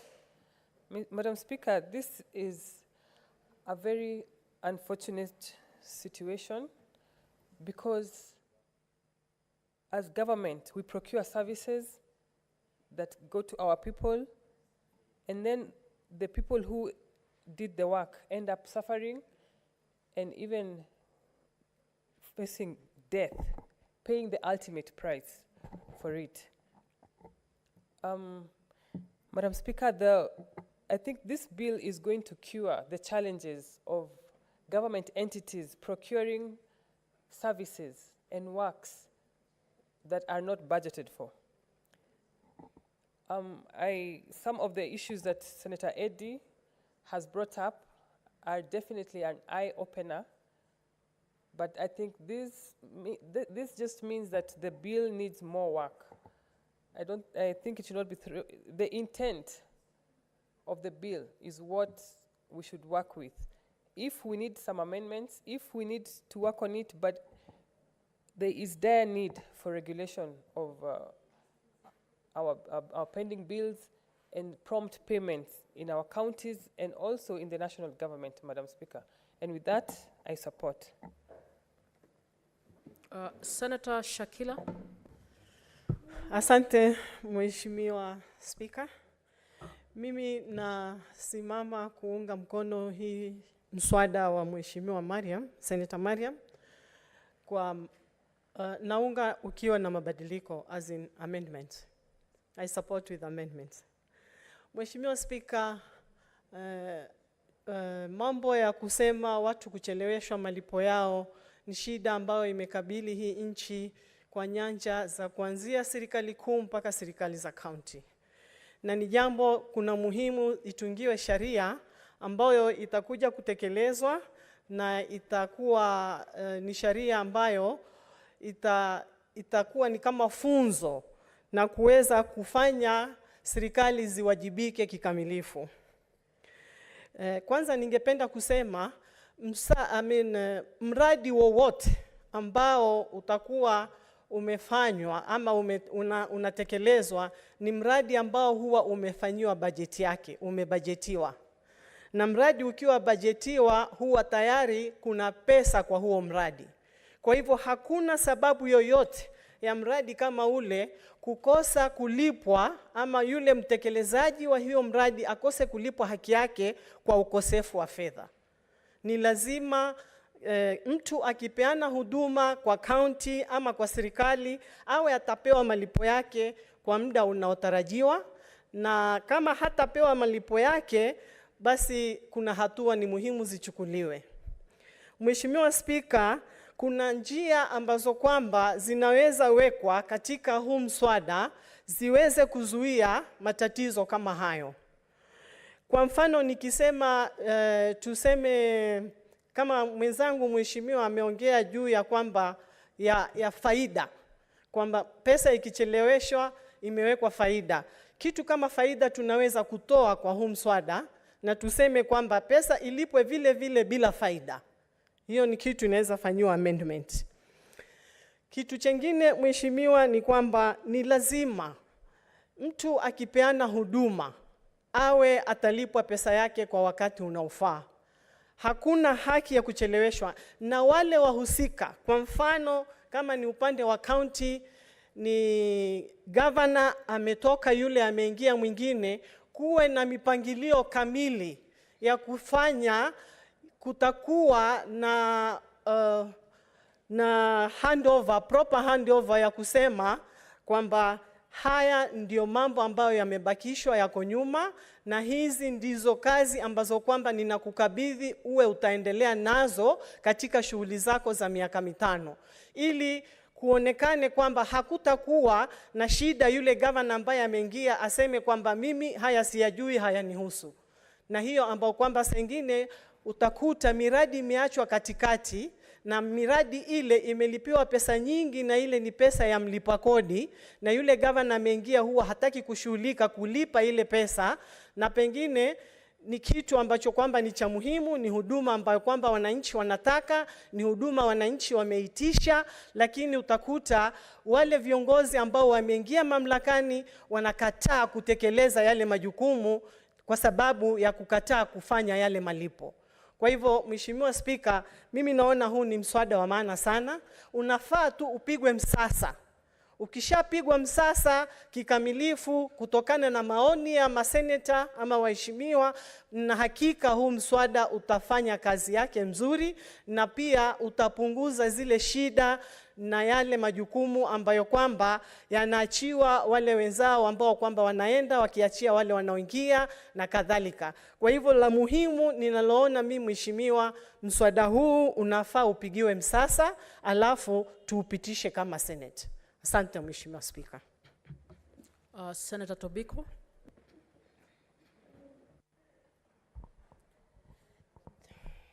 Thank you, Madam Speaker. Madam Speaker, the intent of this bill is good. Madam Speaker, we have experienced across the country, at both levels of government, the national government, the county governments, Madam Speaker, a lot of contractors and suppliers of goods and services have suffered immeasurable, consequences because of delayed payments, Madam Speaker. Madam Speaker, I therefore rise to support this bill with amendments, Madam Speaker, because if we talk about interest on delayed payments, Madam Speaker, it may become a challenge. It may, become untenable. But, Madam Speaker, the general intent of this bill is good, and will also bring discipline to, the contracting agencies, Madam Speaker. Madam Speaker, with the changes in governments at the county levels, very different governments coming in even after 5 years, we have seen contractors and suppliers who have been, whose payments have been delayed. Others have never been paid. People have suffered with bank loans. They have suffered the collateral damage. People's properties have been auctioned by the banks, Madam Speaker, because people take loans in order to be able to supply, in order to be able to deliver these goods and services, Madam Speaker. Madam Speaker, we have actually seen Kenyans who have suffered to an extent of even, getting sick. Others have lost their lives in other situations, Madam Speaker, because of depression. Family properties have been put into jeopardy, Madam Speaker, because of delayed payments, Madam Speaker. Madam Speaker, what I see this bill curing is, it will bring discipline into the whole supply chain, Madam Speaker, that we become disciplined. We should have good intentions when you advertise for goods and services. Then you should also be ready to pay, Madam Speaker, especially because, as the Senator Shakila has said, these are already, things that are in the budget. These are things that have been budgeted for. And counties, the various levels of government, it's not only counties, must always advertise for what they can pay, Madam Speaker. Madam Speaker, we have also seen, county governments that, or governors who have left a lot of debts, pending bills for the next government to come in, Madam Speaker. And so it is sort of collapses services at the county levels, because the first thing a governor addresses when they come in is to try and sort out pending bills. Madam Speaker, we must also insist on payments that can only be done after verification, due verification that these services were delivered, that these goods were delivered. Madam Speaker, because we have in this country where corruption has taken root at all levels of government, Madam Speaker, people have supplied nothing and they come and demand payment, Madam Speaker.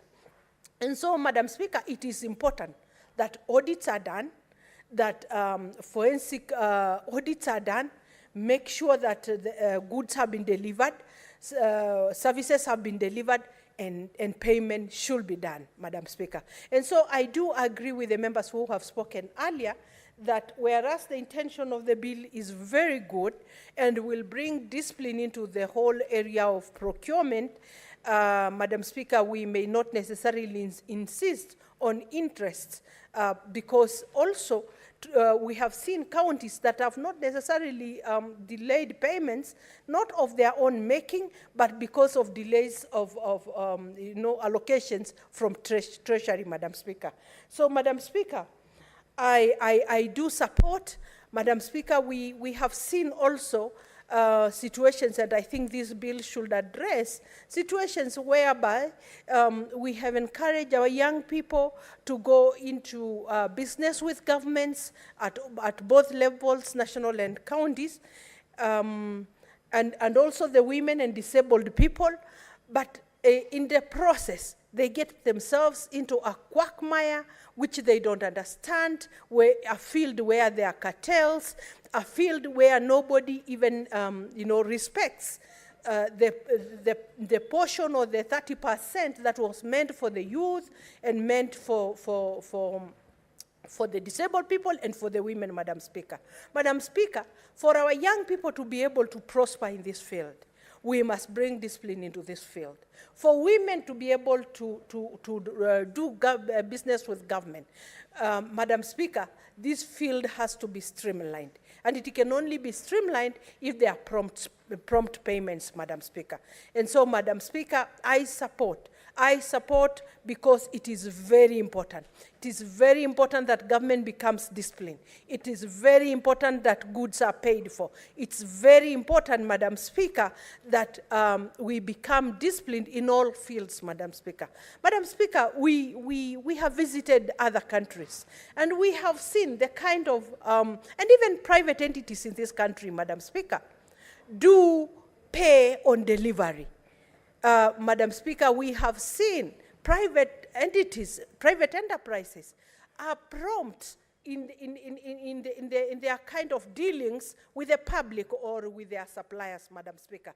Discipline must also be brought into the public service in terms of procurement, Madam Speaker, and I think this law is meant to do exactly that with a few amendments, Madam Speaker. It's a very good law, Madam Speaker, which we need to support. Thank you very much.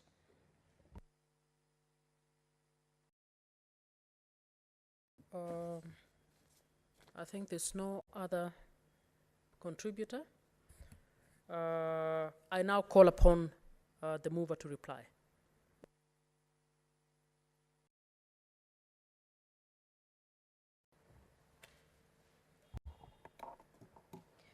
Thank you, Madam Speaker, for giving me this opportunity.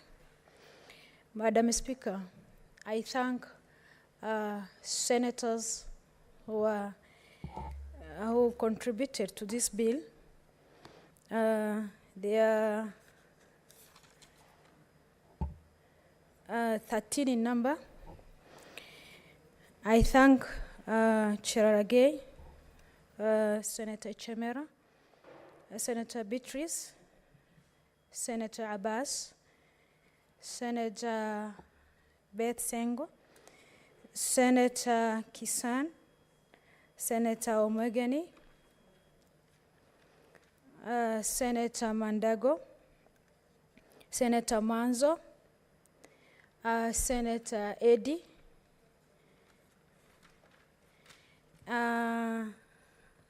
Senator Karen Nyamu, Senator Shakila, and Senator Tobiko. Thank you very much for that. Madam Speaker, this bill, prompt bill, is just Kenyans are behind. In other continents, like Canada and other parts of the world, they have this bill, which is enacting. Madam Speaker, this bill, it has, it will solve so many problems, like our business economy, because if you engage individual to the county business or national government, if you do business with them, after the business done, supposed to be paid immediately. But because of that, it leads to so many issues which has been highlighted by our senators. It end up in auctioning of resources, properties, which will lead to depressions, mental health, and most of the people who engage in this who engage in the business with county or national, most of them are paralyzed because of depression and mentally. Madam Speaker, it also led to, as senators also raised, family break-in, that is divorce and some.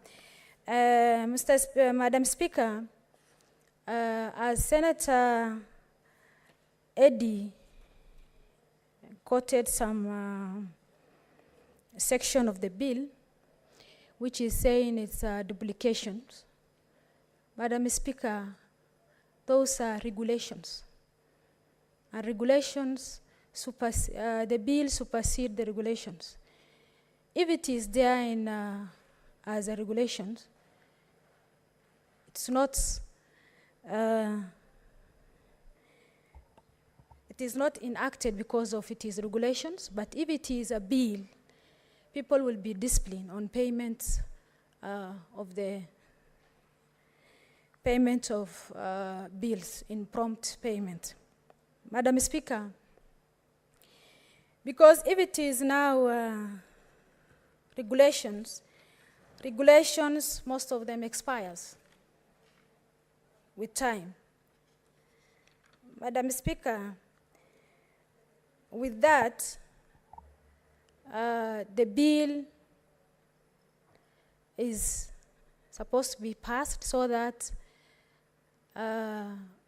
our bottom-up citizens who are in small businesses, SMEs, can have circulation of money immediately, because if you receive money immediately, can be chipped in another businesses to increase our economy. Madam Speaker, when it comes to interest rates, if we, the way Eddie is proposing to remove, if we do that, people will not be punctual to pay bills. But if there is some pinching somewhere, there must be action to be taken. Madam Speaker, when it comes to fund, delay on fund by treasuries, as Madam Speaker, when it comes to payment bill, pending bill, most of them is deliberately done, not by delay of payment, delay of fund from treasury. So to avoid that deliberations, we need at least some action so that those deliberation actions is seized. Madam Speaker, this bill will solve so many things. On economy,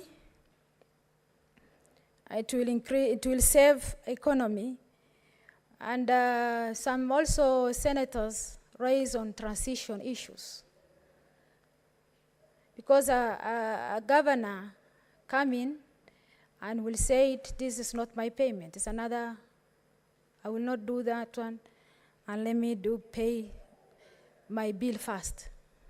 Madam Speaker, we have to work as FIFO method.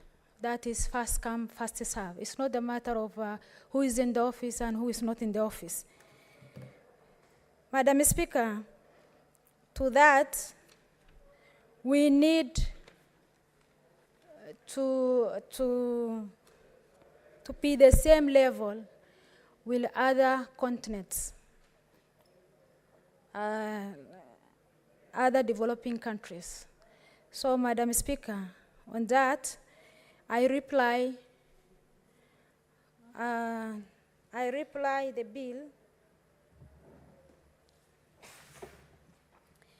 I reply the bill, Madam Speaker. I request that pursuant to Standing Order 66.3, you defer putting of the question to the later date.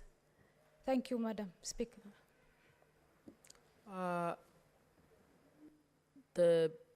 It is deferred to tomorrow. The putting of the question is deferred to tomorrow. Next order.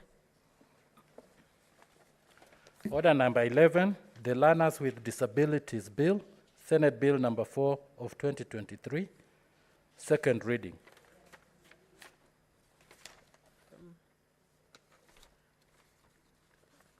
Senator Kamar is not around. Can that be deferred? Next order.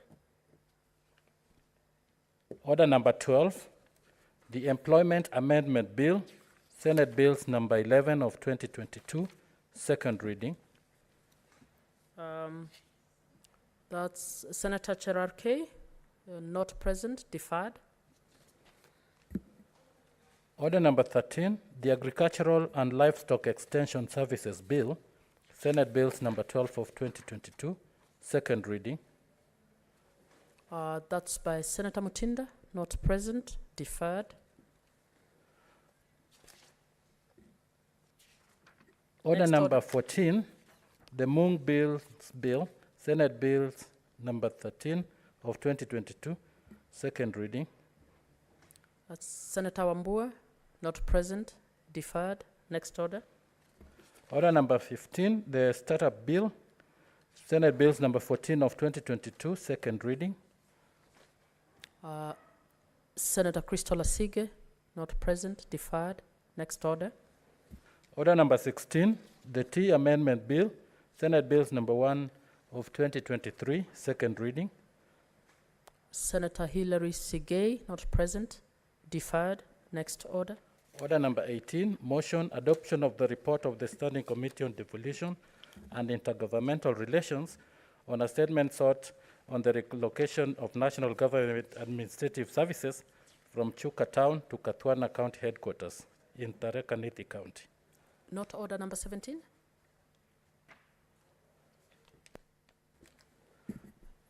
Sorry, so order number 17, the Kwanza Technopolis Bill, Senate Bills number 2 of 2023, second reading. Senator Gloria Oroba, not present, deferred. Next order. Order number 18, motion adoption of the report of the Standing Committee on Devolution and Intergovernmental Relations on a statement sought on the relocation of a National Government Administrative Services from Chuka Town to Katwana County Headquarters in Tharaka Nithi County. Senator Methu, not present, deferred. Order number 19, motion compensation to Kenyan victims of the 98 bombing of the United States Embassy in Nairobi. Senator Mudhama, not present. Deferred.